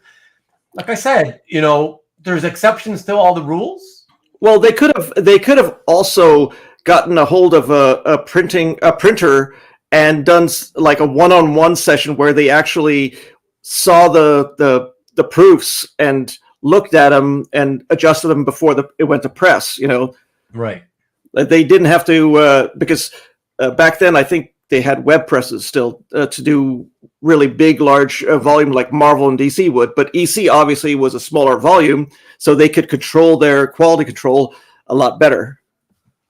And there's more knowledge dropped on everybody. How about that? Yeah, I like that, Hart. Like that. The original colors are the ones that Marie did in the 90s. You know what, though? Do we know who was coloring the originals? Because Marie, I thought that Marie had already been coloring during the 1950s. And I was under the impression that she did the colors for some of that EC stuff back in the 50s. Or am I just confusing the timeline there? There could be two different memories that I'm confusing together, but I thought that she was already coloring in the 50s into the 60s, but I don't know. Maybe not. Maybe I'm just confusing that, you know? I don't know either. Oh, CJ says he's kind of confirming my memory. Marie Severin was an EC colorist. Okay. I'm going to say I believe you. Yeah, they had amazing colors, especially on the cover, especially Marie. Yeah, okay. I'm going to go with that. Thank you, CJ. So was Marie double dipping in Marvel as well as EC? Well, no, because EC was gone before Marvel started. Oh, I got you. Okay. Yeah. So good for her. Nice transition, you know? I got you. Yeah. So, yeah. So, okay, cool. And all right. So the next one, everybody, that is going to be this one from the early 80s when they were trying to revive horror and sci-fi. I love this. And this had a lot of great artists, man. Check this out. Oh, yeah. Corben. Yeah, man. Yeah. Tales #1 cover. Oh, 1982. Love that. Corben. And this may have been for me because this was the year that I first discovered my first comic shop and got into comics. Mm-hmm. So this may have been my introduction to Corben. This cover may have been it. I see. Yeah. Yeah. Mine for Corben was Heavy Metal Magazine. Okay. See, because that's what I was going to say next is that I also do remember seeing Heavy Metal Corben stuff in 82, but I can't remember, you know, would I have seen that first or this first, you know? Yeah. I don't remember that, you know. But I mean, it has the what is it? Jamie Lee Curtis Halloween kind of vibe to it, but with zombies, obviously, instead of slasher. Yes, exactly. Yeah, Rick says Twisted Tales had some wicked covers. They absolutely did. We're gonna see more tonight, Rick. And even Mike agrees. That's a beauty. Yeah, it's just fantastic. I mean, it's classic Corben, you know. Did Pacific Comics take over some another comic publisher's stuff? No, Karen actually, if she's still watching, if she's not busy with the kids, Karen, if you're there, she recently did some background info for one of her own videos on her channel because of an unboxing she did.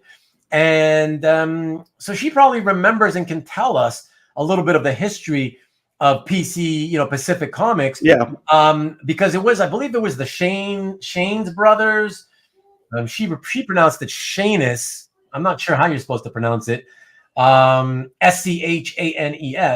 Mm-hmm. But I believe she had mentioned that they had another company. It was a company of something else or other, and that then they decided, oh, let's get into the publishing comics. Mm-hmm. You know? But yeah, so Shane's and okay, so they had done portfolios before. That's what Rick says. Okay. Oh, okay. Thanks, Rick. Yeah, thank you. And then they became a comics publisher. So okay, so Marcus confirms Karen's knowledge that it is pronounced Shanus. Wow. As opposed to anus. Many of whom we have in the chat today. I'm one of them. And in the studio, of course. Yeah, in the studio. Okay, well, thank you, Marcus. I appreciate that. And thank you, Karen, even though you couldn't be here to confirm how you found out that it was Shanus. But yeah, thanks. Thanks to both of you. That's awesome. All right. Okay, so we got one more here. #1 Marvel fan. This cover is turning me on. That's a pretty sweet GGA example there, right in the middle of it. So I'm not surprised, man. Corben, early Fantagoria. Is that what you mean? Is it Fantagore magazine or that horror Fantagoria magazine? I think there was an early 70s magazine called Fantagore. Don't know that one. I think there was Fantagoria. I remember buying those. But Fantagoria was more about movies. Movies, yeah, exactly. It was just movies, yeah. But Fantagore could maybe that's. I don't know. I think it was no idea. Magazine that didn't get like a lot of distribution. I think I've seen Yes, CJ confirms Fantagore. There you go. Thanks, man. Thanks, CJ. Timothy asks, so they aren't the guys who sand fish heads? I have no idea what you're talking about, Timothy. Oh, Karen is back here. Karen's back. That's it, Karen. Thank you. You see what I mean earlier when I said I don't remember stuff that I read, stuff that I watch. I forget the details. That's why. I just watched that video I was referring that Karen did just a few weeks ago, and I already forget the details, So thanks, Karen. Really appreciate it. Yeah, that's right. They were mail order guys. Yeah, so there you go. And Karen, I'm curious, since it took you so long to come in for that, I'm curious. I'm imagining that you were away helping around the house, and was it your hubby who was watching and listening who then shouted out to you that I was looking for the info, and then he got you to come back to the computer to put in your comment? Is that how you guys are working it? Because it looks like there's some kind of teamwork going on there, and it's pretty awesome. I love it. I'm all about teamwork. There you go. I can already see her husband just shaking his head going, He's all right. He's all right. Come on. Hey, he does a lot to help her be able to do all her YouTube stuff and to allow her, give her the time to be here with us. So yeah. So he's cool. He's cool that way. So. Well, thank you, Karen's husband. Yeah, there you go. I can't name drop him. But Chuck, why? What's up, Chucky? You see what I did there? It's Halloween, so Chucky had to come out. Twisted Tales and Alien Worlds were too great. Yeah, absolutely, man. I think all those sci-fi horror things that they did at that company were killer. The covers alone were worth the price of entry. And they had a lot of great artists on the interiors, and they were fun to read as well. Didn't Dave Stevens do Alien Worlds covers? Covers for Alien Worlds. Yes, absolutely. Yep. Yeah. CJ says, so what were we talking about? Oh, the Fantagore. Yeah, exactly. Fantagore, early 70s. Thank yous. Roly-poly fish heads. Man, I still don't know what Timothy's talking about, but here it comes. Fish heads, Barnes and Baines. Saying fish heads, Barnes and Baines. Sorry for the typo. I still don't know. Okay. Thank you for dropping the knowledge. A lot of knowledge is being dropped tonight. It's just completely over our heads here in the studio. I'm getting hungry for fish and chips. Yeah. That's all. That wouldn't be too bad. No. Some of that right now. Sorry. Can you ship it to California, please, Ruben? Sorry? Ship it to California? Yeah. Listen, you're in California. You got the ocean next to you. You should have way better fish and chips than we do. Yeah, sometimes. It depends on the location. With fresh fish? Yeah. Well, I can tell you, man, I got to tell you, probably the best I ever had in my life. 2019, I went to Connecticut, of all places. Connecticut for the Comic-Con there, Terrificon. Yeah. And after the show one night, we me and two other friends, we went out to eat. It's all this big casino complex. And they had this restaurant there. I forget what it's called. Sorry, can't shout you out. I decided to go for fish and chips. God, it's the best I ever had, I think. It was just delicious. Just absolutely stunningly delicious. In Connecticut, who knew? So you just never know sometimes, Let me see. Okay. Karen responded. I know, Karen's back. Hold on, but I just want to get a few other comments. So eat them up. Yum. Okay. Okay, that's that one. Okay, so I knew you'd have it. Okay, so Rick got it. Okay. He knows. Sorry, guys. I can't know. Is that a Smeagol? What's his name? Lord of what is it? Robert Smigel? No. in the Lord of the Rings trilogy, the one that Smeagol. Yeah, that one. Yeah. Sorry, I'm not a Tolkien fan, guys. I watched it. I don't think so. So yeah, I'll say no.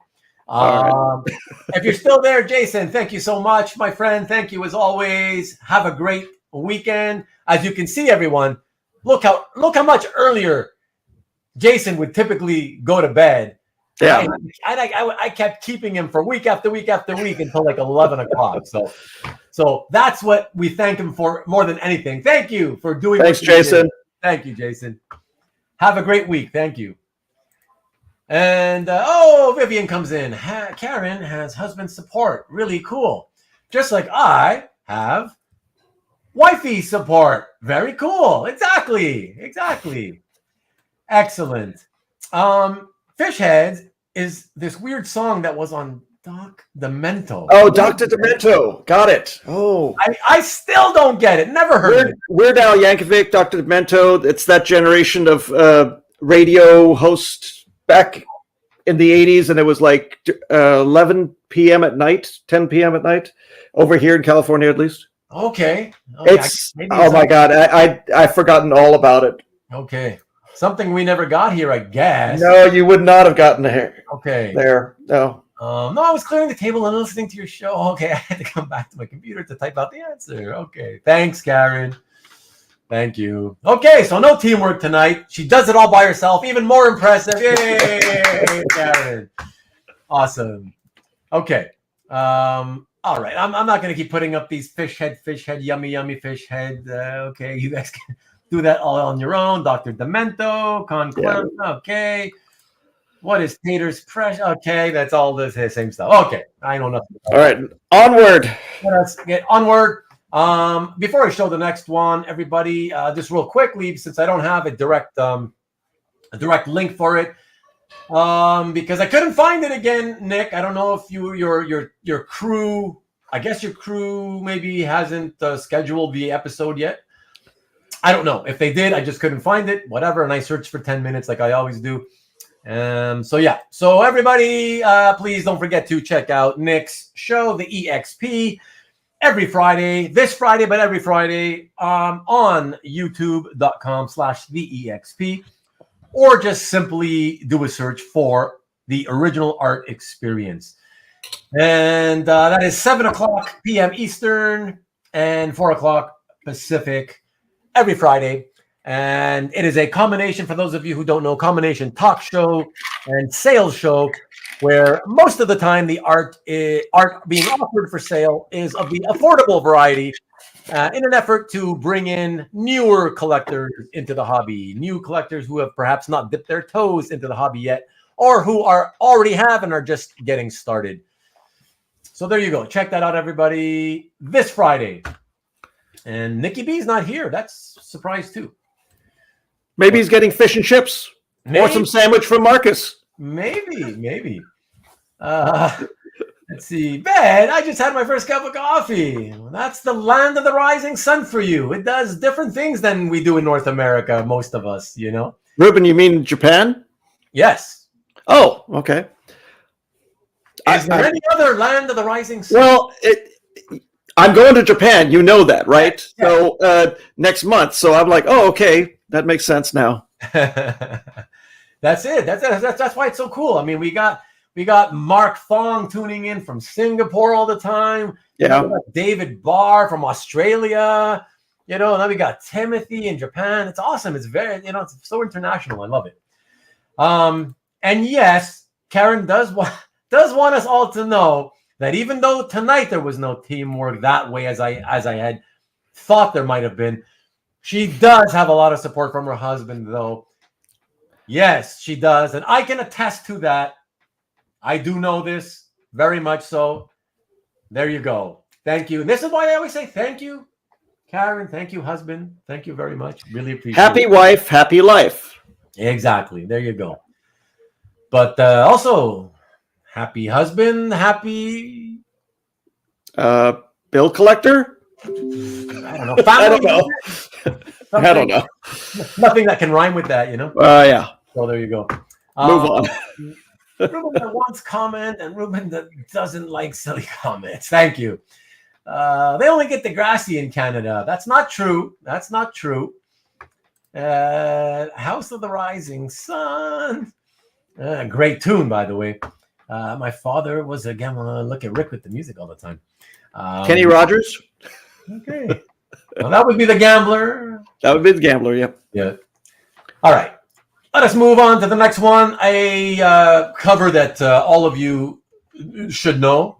I can't imagine anybody in the hobby who, well, maybe like 20 or 30-year-olds, perhaps, obviously. Ruben, better show the kids in the hall, or you can't do that on television. Never saw a single second of either of those, by the way, number one. Love both of them. I told you, I'm more American than some of you Americans are. What can I say? I literally have not watched a single second of either of those shows. I kid you not. Yeah, so the Animals, Eric Burden, CJ comes in with it. Awesome. Okay, so this next one, very, very cool. And I know that you will be, well, kind of familiar with it. This plays, I love this because earlier you made that joke about Wrightson maybe doing My Little Pony. Mm-hmm. So I love this one because look what Wrightson did do. How is that not one of the coolest things Wrightson did? Oh my God, that's awesome, right? That's like a Banksy doing Mona Lisa. Yeah, man. It's like, wow, come on. Like, that's fun. Like, I like that is fun, yeah. You know, that's really that's ingenious. I would never have thought that, you know? I've never thought to do something like that. And it's like, come on, man. Marge, you know, instead of Wheezy, Louise Simonson, well, at the time, Louise Jones. I guess I should explain. You never know. There's always, it always surprises me how, you know, stuff that even I learned way back in the 80s when I was a little kid. You know, I realized that people even in my age group still, they just haven't heard about it. So for those of you who don't know, on the published cover, the woman that is there, that is the former Louise Jones, at the time married to Jeff Jones of the studio, and who later went on to marry Walt Simonson, and who is more commonly known as Wheezy, her nickname. And yeah, so that's who that is, the model for that woman. I'm assuming you knew that, right, Hart? Did not know that at all. Oh, wow. You see? So it's a good idea that I do bother to say these mentioned rings. Yeah, this is, you know, that's a weird triangle, that's for sure. Oh, look at this. Marcus. See, there's a guy who does remember books that he read, comics that he read, and movies and videos that he watches. This is a little inside joke. And see, this time, this is a joke that I remember. Courtney Thorne Smith, because Karen, in one of her videos, showed this, and she said that she thought that for some reason it looks like Courtney Thorne Smith to her. And I was gonna say, I was gonna comment in the comments. I was gonna tell her in the comments the origin of who that actually is, but then I decided not to. But or maybe I did and I just don't remember. Who the hell knows? But yeah, so that's what Marcus is referring to right there. So okay. Very, very fun. What else do we got here? From his Treehouse of Horror Story Squish thing. Wait a second. Are you saying that this piece got published? Was this published? Because I always thought that he did this for fun. Oh. Bart thing, so awesome. It is awesome. I bet he had fun. Oh, I absolutely bet he had fun doing this. Should be Homer with the two with the two strands of hair. So fun is a perfect example of what comics should be. Exactly. Entertaining. Exactly. Okay, Halloween themed. I'll bet you watched Forever Night TV show, right? I don't even know what Forever Night is. I watched Knight Rider in the 80s. I remember that. That was pretty cool. Forever Night was a vampire show. Oh. Yeah. It was a, I think he was a private investigator or a cop. I forget. One of those guys. Oh, okay. Yeah. So, but it was cheesy, campy, and just, it got a little bit stranger at the end, but it was fun to watch. Interesting. Oh, she was Pam from summer school? Karen. Oh, Karen, I'm going to email you a cover. A painting that I have from that. You tell me if she looks like it on that. But can't confirm it's published, but he did do a story. Okay, I do know also that he did do a story for the Treehouse of Horror. But okay, not sure about this piece. Okay, a vampire detective TV show. Okay. Yeah, maybe it was again from one of those networks that I don't get or I just never subscribe to or whatever. Yeah, and Forever Night had a TV before they made a little series. They had a movie on like Channel 7 or something like that. That Rick Springfield was the vampire. What? Yeah. Yeah, it was the strangest thing. Finding out that Rick Springfield was a vampire and a sexy vampire, I guess. I don't know. Okay, so what year would this have been? Let's look at this. I don't know. I know it was.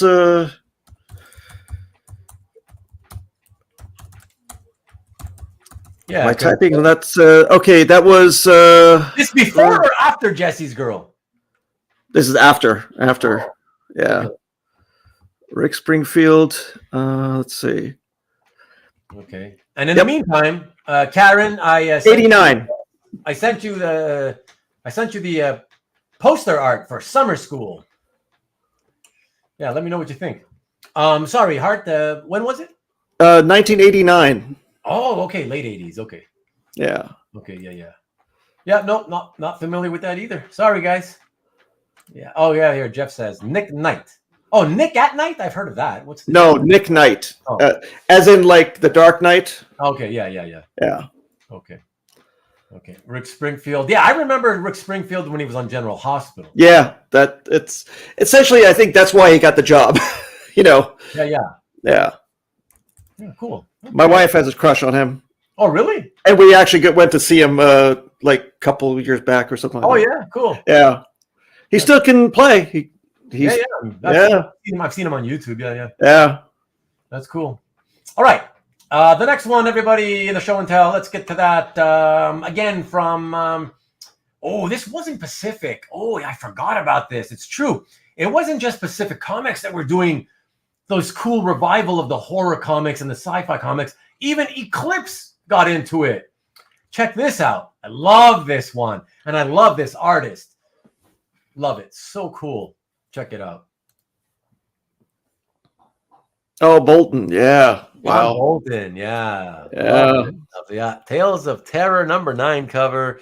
So cool, man. Like making some kind of a chocolate treat, boiling up the chocolate for some kind of a dessert, right? And it's like it turns into some creepy thing. Like, what the hell? Like, oh my gosh. Bolton's always had a really clean style, even when he did classic X-Men backups. It's just like, those are some of the most beautiful X-Men, even though they're not even in costume half the time. Yeah, that's right. Yeah. And I remember being so thrilled that they got him to do classic X-Men backups, Yeah. Wow, what a because I knew him from like these covers and from Murata the She-Wolf. Oh yeah. You know? Yeah. And so for me, it was like, oh my God, they're getting that guy to do X-Men? Like, wow, it's so weird, So yeah, I thought that was kind of ingenious, Rick Springfield is an Aussie. Aussie. Yes, sir. Springfield has the Star Wars action figure collection. What? I don't know what you're talking about there. He has a large action figure collection, I guess. Oh, yeah, but he's asking the question. Why would we know? Does he? I don't know. A good housekeeping cover. It's like that, but a horror version. You know, I have this in for the cover box. That's cool, man. Straight go. Nice one. That's the best comment on any of the covers we've shown so far. Nice going, Dwayne. Way to go, Dwayne. Love it. You get the prize tonight. Reminds you of the Creepshow monster. Yeah. So really, really neat. Okay. From there, we go to this one, and you almost just saw it a couple minutes back. Figured we got to show the original because it's a classic. Why not? Here we go. Okay. The House of Secrets, number 92, by Bernie Wrightson from 1971. And one thing I always wondered, because if you notice, it's gorgeous, and you look that he did the entire thing, other than the far right, the solid shadow on the far right, which is solid black, and the base of that little whatever, that little trophy looking thing on her, right? A makeup set kind of thing. Yeah. Everything else, and of course, Swamp Thing, the bottom of Swamp Thing, it's all wash. It's all wash tones, right? All these gray tones. But what I always loved about the published version is that it had that cool graphite-looking stuff to it, a texture. You see that? Well, I think it's because the printer couldn't reproduce the wash properly, so they probably added some kind of a graphic tint kind of application to it. You think? Yeah, it's because washes are just as hard as the graphite pencil to pick up. So they probably had to do something special to just add to it. Because if you look at her robe, the white area of her robe, like her shoulder, below her shoulder, there's like this, like pixelated, or not pixelated, but like a shading of sorts added to the white, right? That mimics the application of the gray tone. It's like adding a noise to a picture. Yeah, in Photoshop. If you've done that before, it makes it look a little bit like a vintage. What is it? Photograph. But so you figure so you're basically figuring that they just did this the way they often did certain things when they wanted to add certain, like, sort of special effects or whatever back in those days, in the pre-computer days. They just statted the original art, and then on the photo stat of the original, that's where they applied whatever they applied. Is that what you're figuring? They could have, or they could have done it on the film itself. I'm not sure, because they'd have to take a stat of it and then apply or make a film negative. So maybe during that process, it degraded a little bit for them. The tonal values of the washes. Yeah. So and then the colorist did something to kind of accent certain areas. Okay. Well, Timothy says that he forgets the colorist's name, but are you thinking of Jack Adler, Timothy? Because he was really good back in the 60s, and Neal Adams worked with him because he was so good.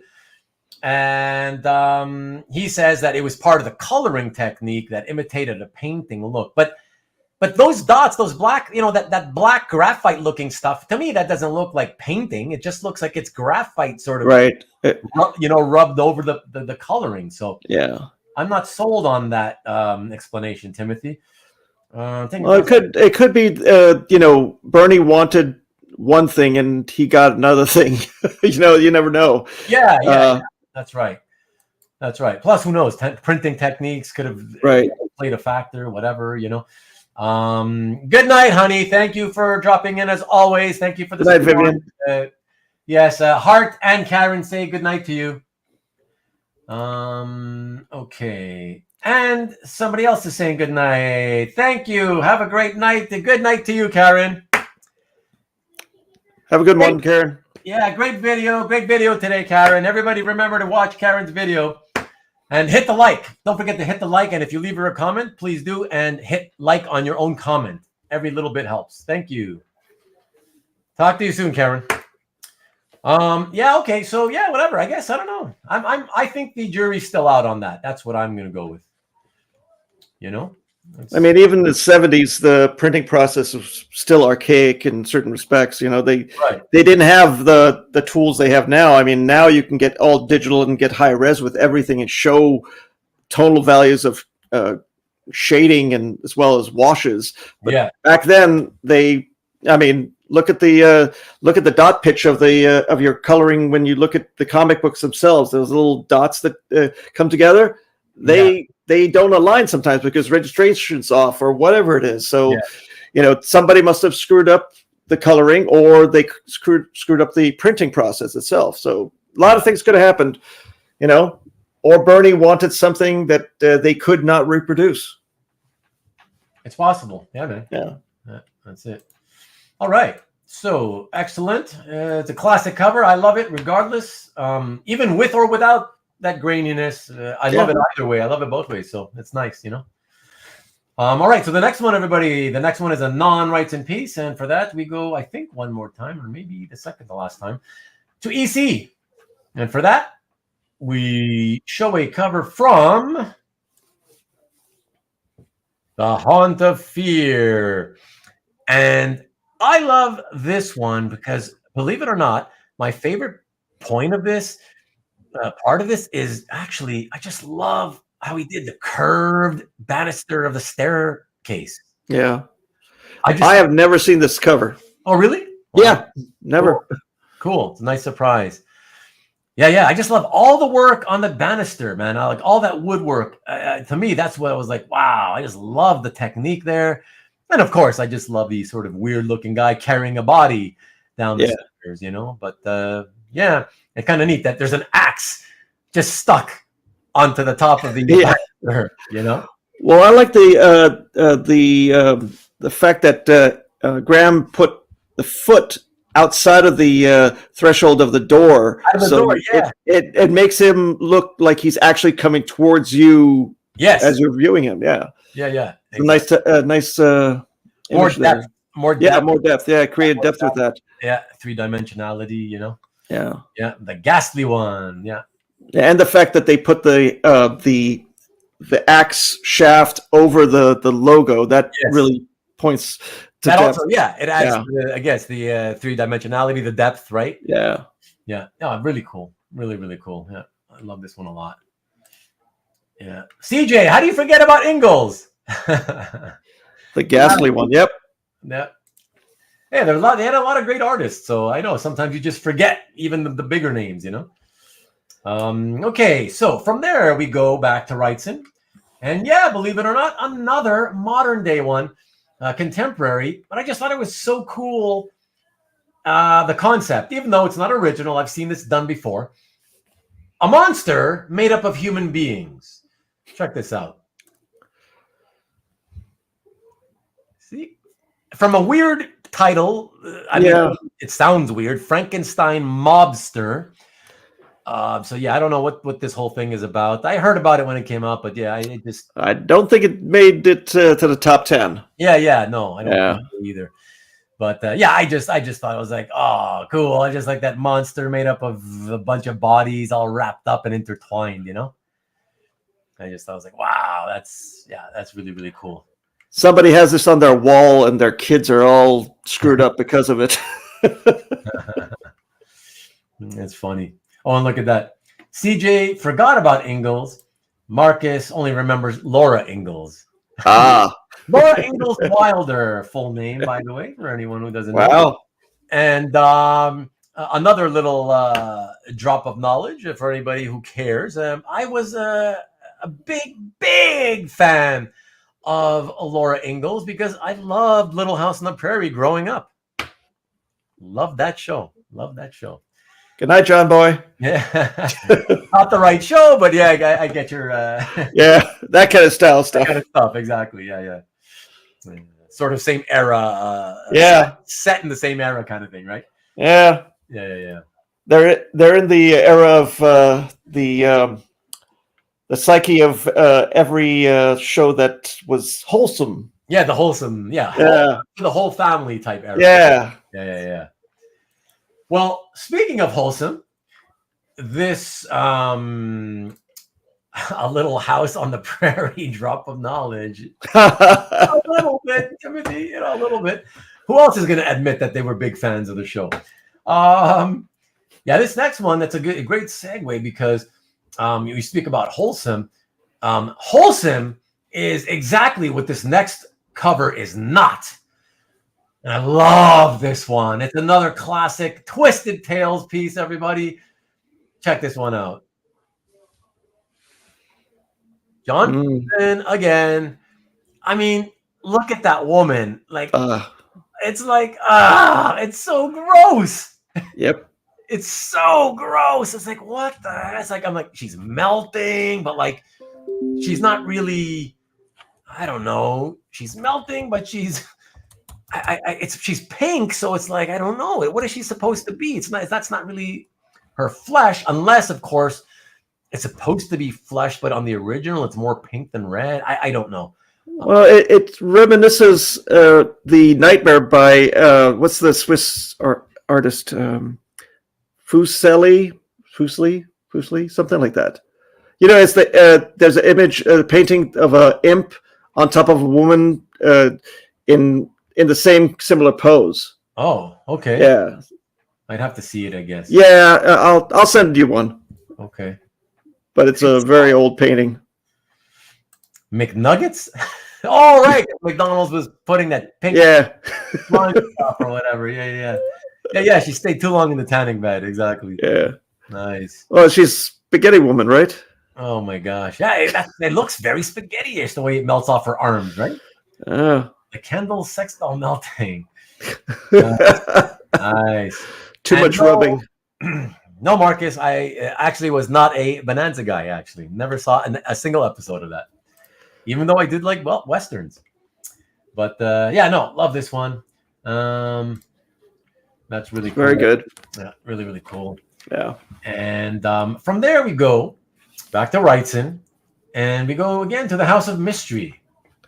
Into a fairly simple one. But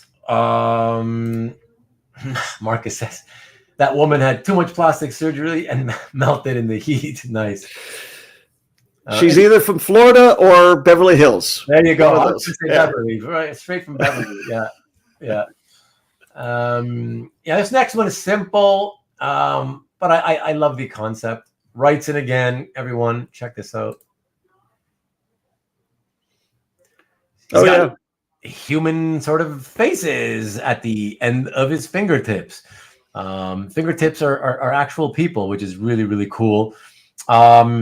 The only thing is when they colored it, like, I don't know if because they felt, I don't know. Well, he drew them like Caucasian looking, so I guess we got to color them Caucasian, or I don't know. It just kind of in color the way that the color suddenly very abruptly goes from being brown to white. It I don't know. It makes it look weirder, I find. I don't know. Yeah, I mean, it is kind of abrupt as far as the delineation between the two. So, but I think they were trying to do a variance of brown to orange to kind of like show a transitional state, but it really didn't work out very well.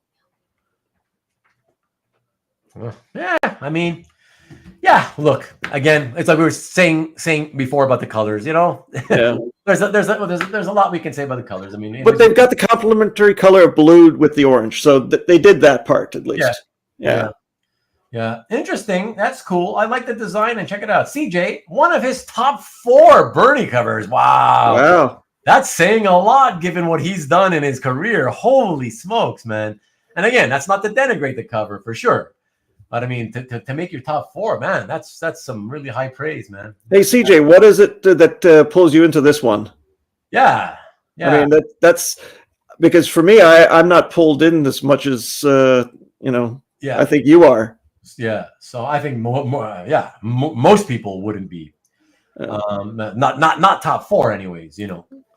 But yeah. But I could see it if I was like 8 years old or something, seeing this for the first time. And it would have such an impact on you. Oh, look at Marcus. They're scared because they've never seen a black man's paw. Yeah, he just loves CJ just says he just loves the concept and, of course, all the brushwork. Yeah, the line work is awesome. Yeah.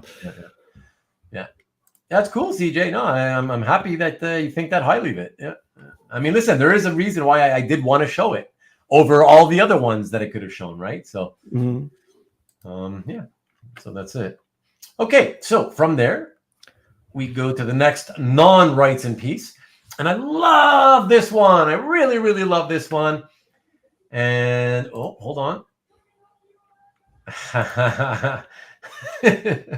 The original Freddy got fingered. Nice one, Timothy. Love that. No. Yeah. That's fine. The DC horror, but still, even taking into account top 4 all-time DC horror, I think that's still really high praise. That I don't think for most people it would make it into the top 4. You know. I mean, mostly Swan's Thing would be the top 4, right? For anybody that's going for Wrightson, yeah. But then you'll have a lot of people that will argue, I still consider that part of the superhero realm. I don't. Okay. Yeah. Part of the horror stuff, right? So, yeah. He says that The Tree is my fave. What's The Tree? Because that's obviously not sounding like a comic book, so that must be some portfolio piece or whatever. I don't know. If it's not a comic book cover, I don't know his paintings by like the names or whatever, you know. I mean, do you remember the one where he has a man on a has a bunch of heads on a gate? You've seen that one that Bernie's done? I've probably seen everything. It's from the studio. It was in the studio book.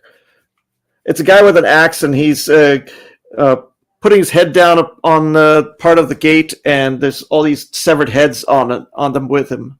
Okay. Yeah, it's one of his most popular one. Well, that's what I've been told. Okay. Marcus says that didn't they use the finger cover in Batman 231? I don't know. What do you mean? You mean the same concept? Or did they finger Batman? I don't know. I know Freddy got fingered apparently, but not did Batman get fingered? I don't know. I don't know, man. The DC House of Mystery tree and House of Mystery handle. Oh, okay. Thank you for clarifying. Mementos. Timothy says Memento. I think that's the title of what I was talking about. I'm not sure. Oh, okay. Somebody stop me. Now that's sounding very Canadian comedian guy, mask guy. It's The Mask. It's Jim Carrey. Jim Carrey. Yeah. Jim Carrey. Yeah, Jim Carrey, yeah. Not Drew Carey. Drew Carey's the other guy. Yeah. Marcus, okay, confirming. So the same concept. Oh, I don't know, man. Tell us. You Google it. Batman 231. I don't know if they did that. It sounds vaguely familiar, though. Like there's something with fingers and something on the fingers. You know, now that you mention it. There's a Felix Faust cover for JLA where he has all the JLA people, right? Well, like Mike is saying, the concept has been used on a few covers. Right, yeah. And he's got a commission that is a cover homage with this fingered concept. That's cool. CJ says, okay, the 217, House of Mystery 217 tree. Love how Bernie did Scared Kids well. Okay. Cool. Well, I mean, I can't remember offhand just by the number, but yeah. We'll research for us, right? Yes. All right. So next, as I said, we go back to this one that I really, really love, everyone. Check it out. Tales of the Zombie splash page, number 7, page 1, owned by Jason Crosby, by one of my all-time favorites, Alfredo Alcala. Beautiful. Yeah, 1974. Oh, gosh. Man, what's there not to love about this one, right? Yeah, it's just amazing how much detail. I think it really surpasses a lot of those guys that came out of the Philippines, is it? Yes. Yeah. Yes. And he was my favorite of the Filipino inkers, actually. I liked, I can't remember how his name said, Jerry Taluk? Jerry Taluk? Oh my God, as your favorite? Well, yes, I liked his style. For me, his style was cool. Wow. I mean, I liked Alcala, but for some reason I liked Taluk, whatever his name is, because it was very sharp angles, more than normal, Yeah. I know he wasn't a favorite of a lot of people, but to me, he actually had some good stuff. Yeah, I mean, I got to tell you though, Hart, I was not really a big fan of his, but he's still alive and he's still drawing and he does commissions for people. And usually he does them like painted.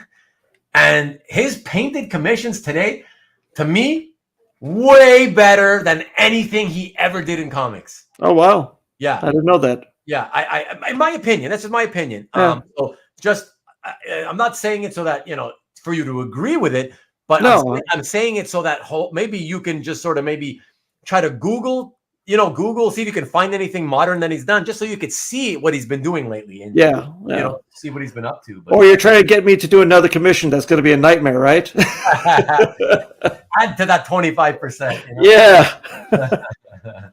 Chuck White. Wow. Yes, exactly. Awesome.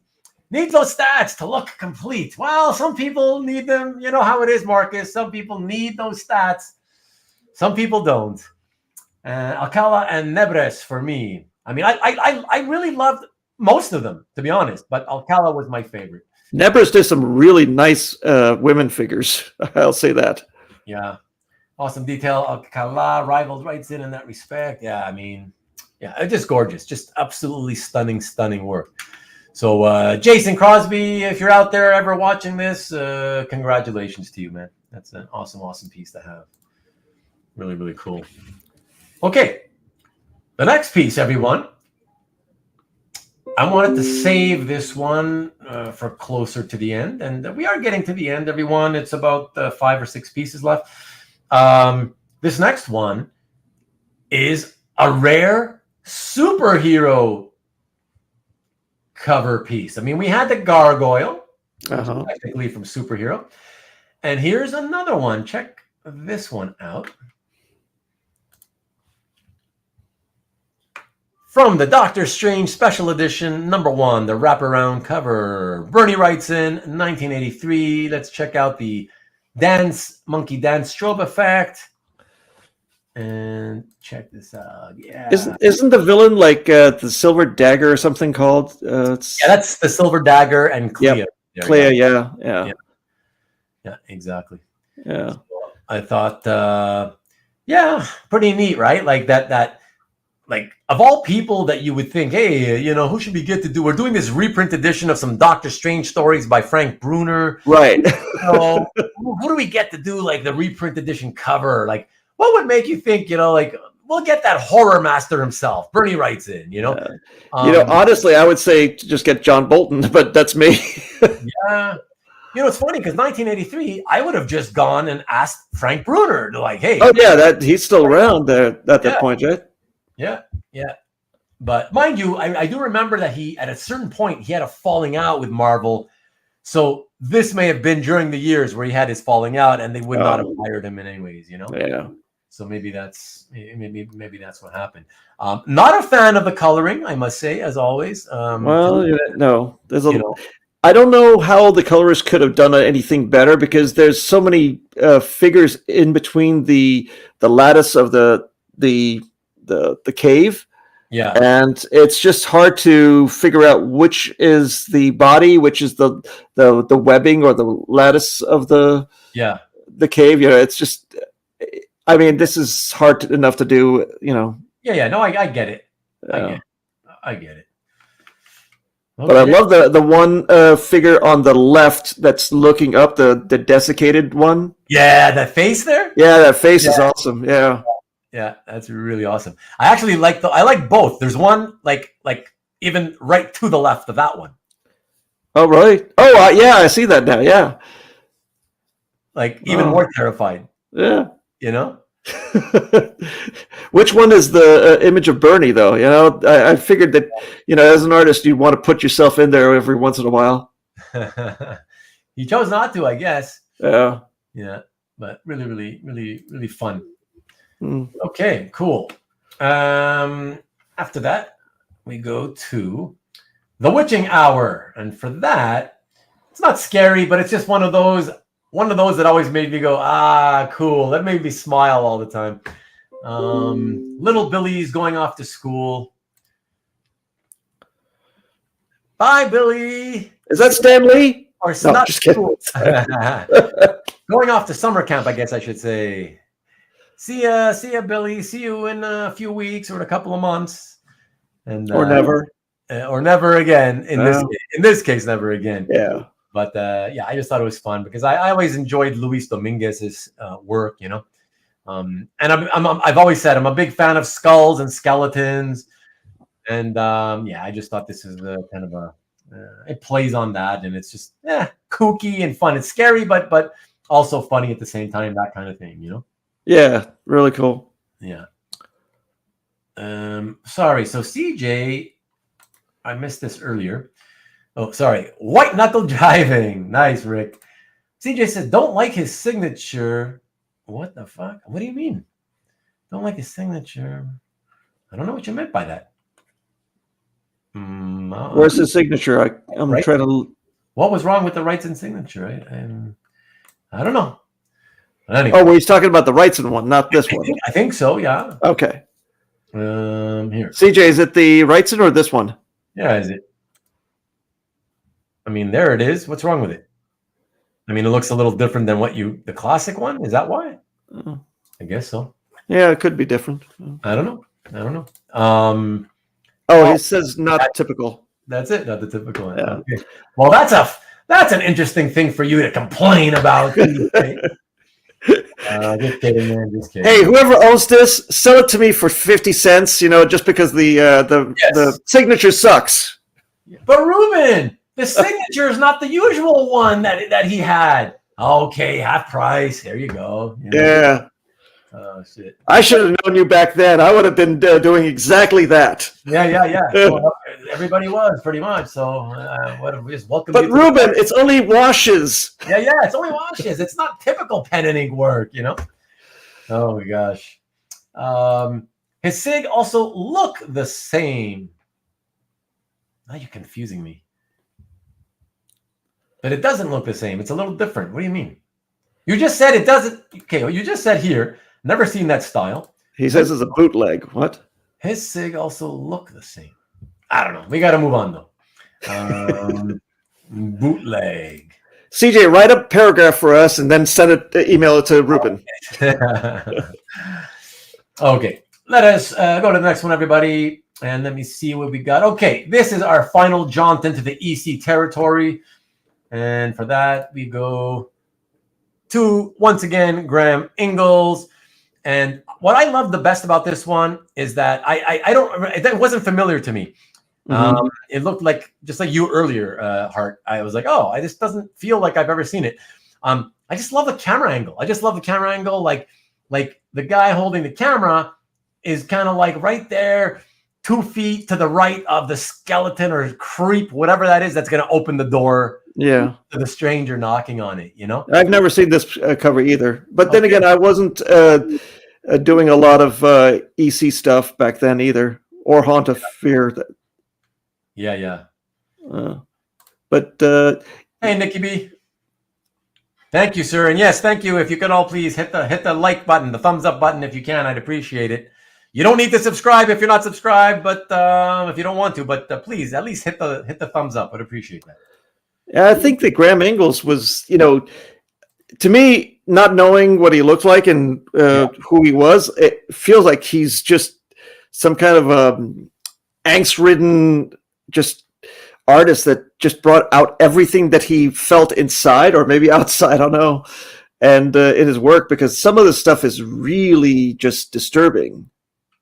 Mm-hmm. Yeah. But not this one. This was not as disturbing as some of the stuff that I've seen in the past. So. Yeah. Yeah, definitely. No. This is, in terms of, what they, some of the things they did, of course, this is much more tame, Yeah. I mean, his early stuff is like desiccated individuals that really look almost too real. Yes. I love Rick's comment though here. you can almost hear the door creak, and it's true. That's what I loved about like covers like this, right? Because it puts you in the scene, right? The camera puts you right there. It makes you feel like you're right there, and so you can hear that heavy wooden door with the the creaky, just and then him shitting his pants. yeah, exactly. The sound of the poop hitting the underwear. Yeah. Yeah. Who was all hopped up on opium, CJ? All the artists that you see? I think it was Graham Ingels. Oh, he says they. They. Okay. Well. He says they. So, yeah. But anyways. Okay. So let us keep moving, everyone. Last few. I believe we got 3 more to go, and then we're done.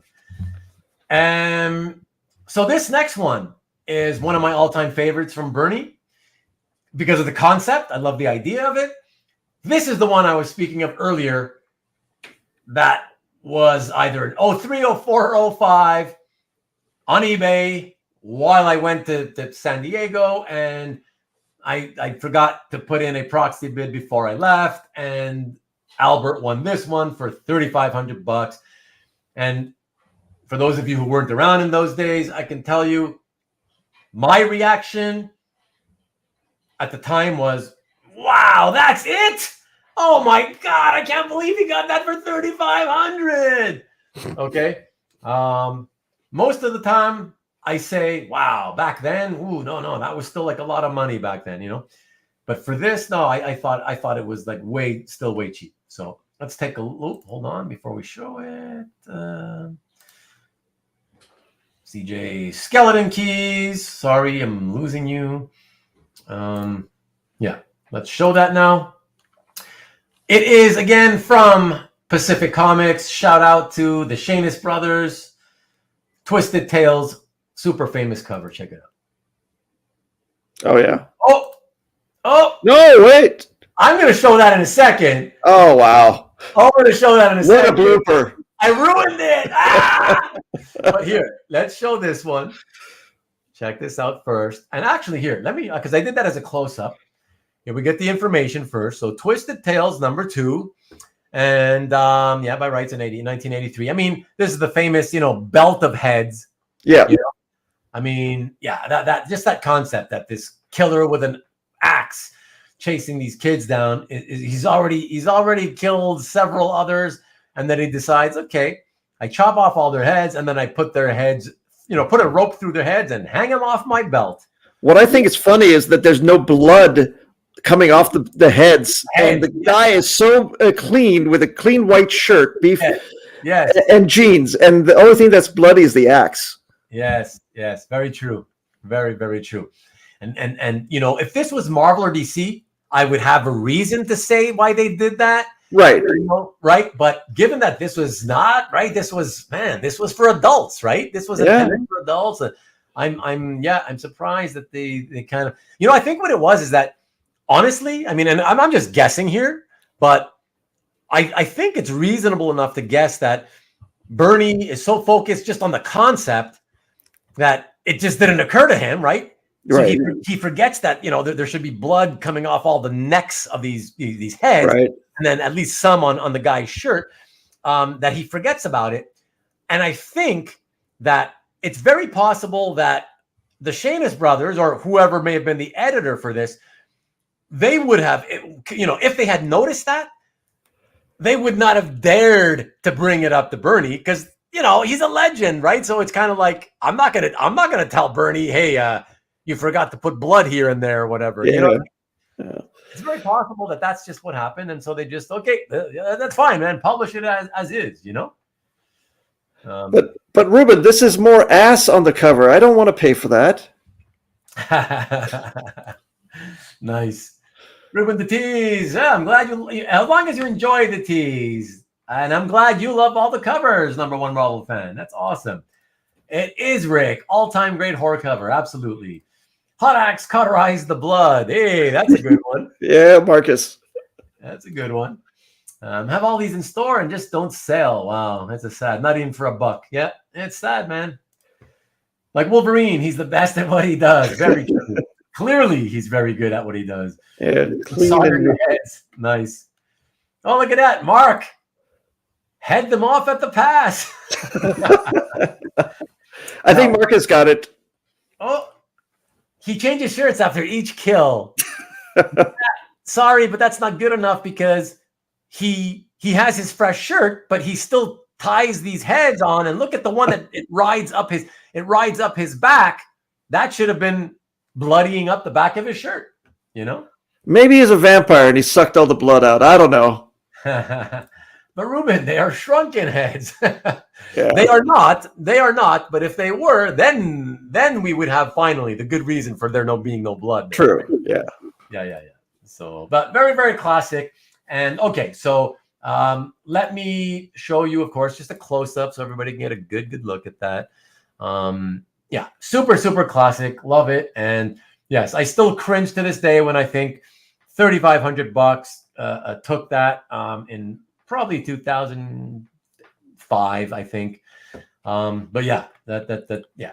Do you think Albert still owns this? Now he's tried selling it in the past. I think I've seen it on auction. Oh, okay. So he may have sold it by now. I may have auctioned it. Yeah, I've seen it. I'm pretty sure I've seen it at auction. Maybe even more than once. At Albert prices, of course, right? Well, auction is auction, so it'll go for whatever. But knowing Albert, he... Well, but Albert, I can tell you this. Albert had it for many, many years before I saw it again. Oh, okay. Yeah. So, I mean, he uses Tide to get the stains out. I'll give you that because it's funny. What do you mean they are tiny? Those heads are not tiny. Some Walt Simonson Lawnmower Man art would be cool to see for Halloween. Ain't going to see that here, at least not here. Maybe tonight if you search the internet, but not here. Yeah, okay, so I was right. Okay, so thanks, Rick. It did change cans a couple of times. Albert did sell it, yeah. Okay, thank you. So I wanted to show you this, everyone. I just thought it was really neat. Check this out. Artist by the last name Cherniga.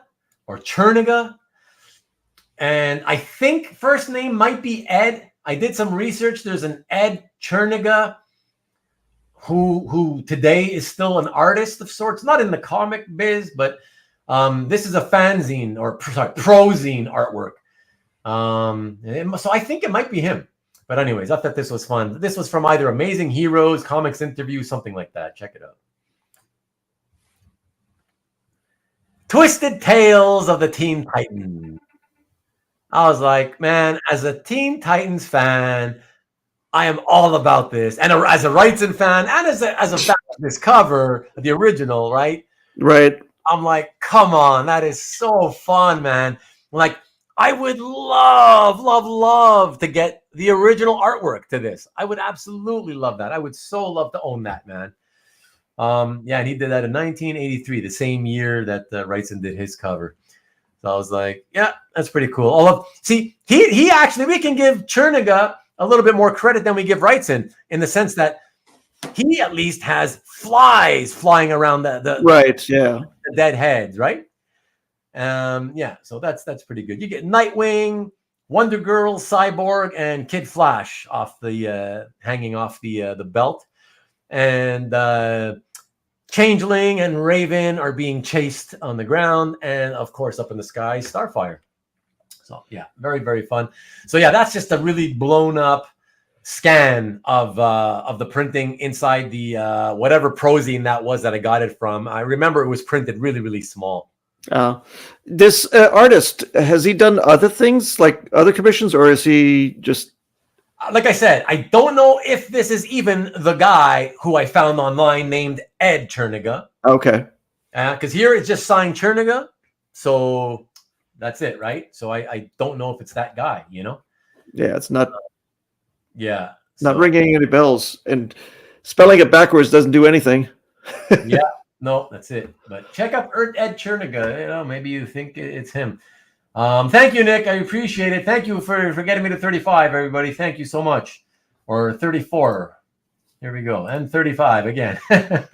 Thank you, man. Thank you. Thanks to all of you who keep clicking that. Thank you. Thanks for listening to Nick. There you go. Thank you, everyone. Perhaps Mammoth in jeans and t-shirt. Wait a second. Oh yeah. Okay. Wait a second. I get that. I stopped reading at a certain point. Who's Mammoth? He was this big hulking guy that was part of the not the Fatal Five. The Fatal Five guy in the black suit. Yeah, with the yellow redhead, the yellow dots on his costume, yeah. Okay. I think that's Mammoth. Yeah. Oh, okay. Which makes sense that Yeah, makes sense. Makes sense, Derek. That's not too bad, man. I like that. For some strange reason, Levi's rejected this ad as an ad piece. I wonder why, Rick. Yeah, I wonder why. That's so funny. Okay, let me get away from that. And I did want to get to you, Mark.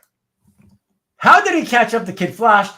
Mark, you and I know he snuck up on him while he was just sitting stationary. That's the only way. He snuck up on him, man. He didn't have to. There was no way he could do it if he had to chase after him. We know that. You mean Kid Flash was standing up and he was asleep like a cow and tip him over? What? Yeah, exactly. And oh my God, Dwayne dropping the best knowledge in the world. I looked for it. I did not see it. Wow. And it is Edward Cherniga. Wow. So cool. Thank you. All right, we'll have to go see that one there. Okay. Dwayne, please, can you tell me what the title is? What does he have it listed under, please? Is it Tales of the... Yeah. Twisted Tales of the Teen Titans? Twisted Tales of the Teen Titans? Tell me what he's got it under, man, please. Or actually... if you can copy and paste it or something into the chat, do something. Let me know, because I tried looking and it didn't come up for me. So, thank you so much, man. Thank you so much. I really, really appreciate it. Yeah, exactly. Nice, man. Nice. You're just a bad searcher, man. Yeah, Oh, okay. Twisted Tales of the Teen Titans. Okay. Oh, there you go. There you go. Thank you so much, man. Okay. A couple of pieces left. Here we go. Okay. Believe it or not, everybody. Yes, I am putting up another cover featuring Morbius. No, I don't really care for the character. But it just, again, I love realism. I love close-ups. And that's what this is. I just loved it. And it's from a painter who I always I grew up really loving, Bob Larkin. Let's check it out, shall we? Before you get upset, Hart. Yeah. Go on. Ugh. You don't like that? No. Oh my God. I'll take a Hulk Larkin every time, but not that. Oh my. Okay. Why don't you like this? The teeth and the lips are off because him separating his gums from his lips, there's something wrong right there, the upper portion. Okay. You can't pull your teeth or your lips that high. No, there are. I mean, it's exaggerated. That's not true. There's absolutely people who they have very, very thin upper lip, and when they smile, suddenly all you see are gums, giant gums. And it does not look good. No offense to people who are like that. Well, I'm lucky I haven't met any of them. But it's definitely possible. It is definitely possible. It looks like Rick Springfield, too. No, just kidding. Oh, man.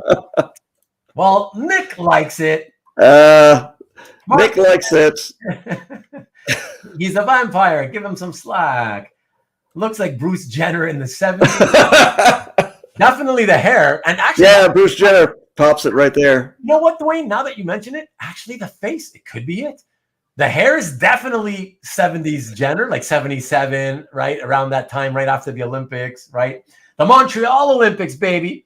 The nose is a little off, though. The tip of it, it looks kind of piggish. Yeah, exactly. It's all in the eyes. Oh, and did you notice that it's got the reflection of a terrifying girl? Yeah, I see that. Yeah. And Hoarder's Hide wants you to know. Plus, It's a fucking vampire, so we have to be able to suspend disbelief, Hart. Oh, come on, hoarders. Then why is there so little blood? You know, a vampire would be all over. And what's that silly little half goatee or whatever the thing is at the bottom? It's fashionable. Yeah, it's fashionable. He's hip. 70s hip. Where's his chops? Where's his sideburns, huh? Oh, man. Very Morbius, though. Would fit in a Marvel collection. There you go, man. Try stretching your jaws wide without squinting your eyes. Man, everybody's going to like... We're going to all practice. Every one of us is going to practice later on tonight. Oh, my God. And our wives are going to think, what the hell are you guys doing? Oh, man. Hipster Morbius, yeah. Okay. All right, everybody. Okay. I don't know. I love it. I love it. I guess you don't. Whatever. I don't. Different strokes for different folks. Yep. What can I say? Whatever. Okay. I have the long stroke, or you have the long stroke. I don't remember it. It's short stroke. That's okay. Yeah. Well, how's about we don't talk about stroking and move on to the next piece, everyone, shall we? Okay. So I'm sure that most of you, if not all of you, expected this one by now. So yes, it's finally here. Possibly for me, and of course I haven't seen most of them in existence, but because you think about Frankenstein, my gosh, I mean Frankenstein, the novel. When was the novel? 1897? Mary Shelley? Something like that, I think. Yeah. Anyway, all right, so over 100 and a century and a quarter. The book's been reprinted, God, who knows how many times, right? Thousands and thousands and thousands. So there's been thousands of illustrations, countless tens of thousands maybe of illustrations of the character. But I would have to think, just because we all know how good this has to be at least in the running for us to argue that it is potentially the single best Frankenstein-related illustration in existence. I would think. Okay, let's just all look at it. We know what it is. Here we go. Yeah. Here, let's look at that a little bit better. Yeah. My favorite plate is the one where he goes to the morgue or the grave robbers and picks up the body from there. Okay, that's my favorite plate. Okay, but I would say this is a big, strong runner-up for just right next to it. Okay, yeah. I mean, listen, if you want more, if you want he needs to charm and glamour the ladies. Nice. If you want more Frankenstein, I could see how this wouldn't be somebody's favorite. Mm-hmm. For me, it's not about as much Frankenstein. I'm glad he's there, of course, because he's the main character. But yeah, it's just about technique. To me, it's just all about the inhuman, insane technique and work that he put into all the laboratory equipment, everything. It's everything that's in there. It just blows my mind. Yeah, and the way that the light falls on the monster as well. Yeah. Well, he uses different strokes for every item. If you look at the chair, there's a particular stroke for the grain of the chair versus the stroke of the liquid inside the bottle, to the stroke of the monster's shadow and his veins in his neck. It's all using texture just to build upon this amazing piece. Yeah, and like CJ says, I mean, you love the test tubes, etc. Yeah, everything that's in there in the back. I mean, I wish I could see this in person because I would love to study everything that's in the background against the wall back there. You know, it's just absolutely stunning, phenomenal. Everything is proportionate. Yeah, man. I mean, it's just one of the greatest. And there's so much detail. It's just impossible to truly appreciate at this size. It's obviously, it's too small to appreciate like this, Was this in the portfolio, in the Frankenstein portfolio, or was it not? Or was there one? Was there a portfolio? I don't know. I thought there was, but I don't remember. I just maybe somebody's going to tune in now and let us know and drop the knowledge on us. I mean, I just remember the Marvel book, and then now that you mention it, I kind of think that there was a portfolio, but not one that had everything. Just right. No, it had like 6 plates, and that's it. Yeah. But because I remember, I think I had the option of buying that or the Michael Golden Doctor Strange one. I bought the Michael Golden Doctor Strange. Right. Yeah. Okay. Well, maybe. Don't know. Yeah. The feed might be slower than the typical 10 seconds or so, or maybe nobody in the chat knows. But if you do know, everybody, please let us know. Yeah. So everybody, just to let you know that that was the final piece I have to show tonight for our Halloween special show and tell. I want to thank you, of course, Hart, as always, a wonderful co-host, not even a guest anymore, a co-host. Great job, man. Always love to have you hang with me. It's always thank you. A lot of fun. Yeah, man. Checks in the mail, right? It never is. It never is, frankly. I'm still waiting for somebody to send me a check in the mail. Oh, is that how it works? Okay. So when you get paid, I get paid. Right. Oh, getcha. That's how I can disperse the money from that check. You see what I mean? So we should start a pyramid scheme. I mean, a pyramid model, not a scheme. Sorry. Wrong words. Rick, yes, it was the wraparound cover to the Marvel version of the novel, the published novel. You know, Marcus, what are you saying? What? Oh, Crime Suspense Stories 22. I wanted to do 30. I wanted to do 30 total pieces, no more than 30.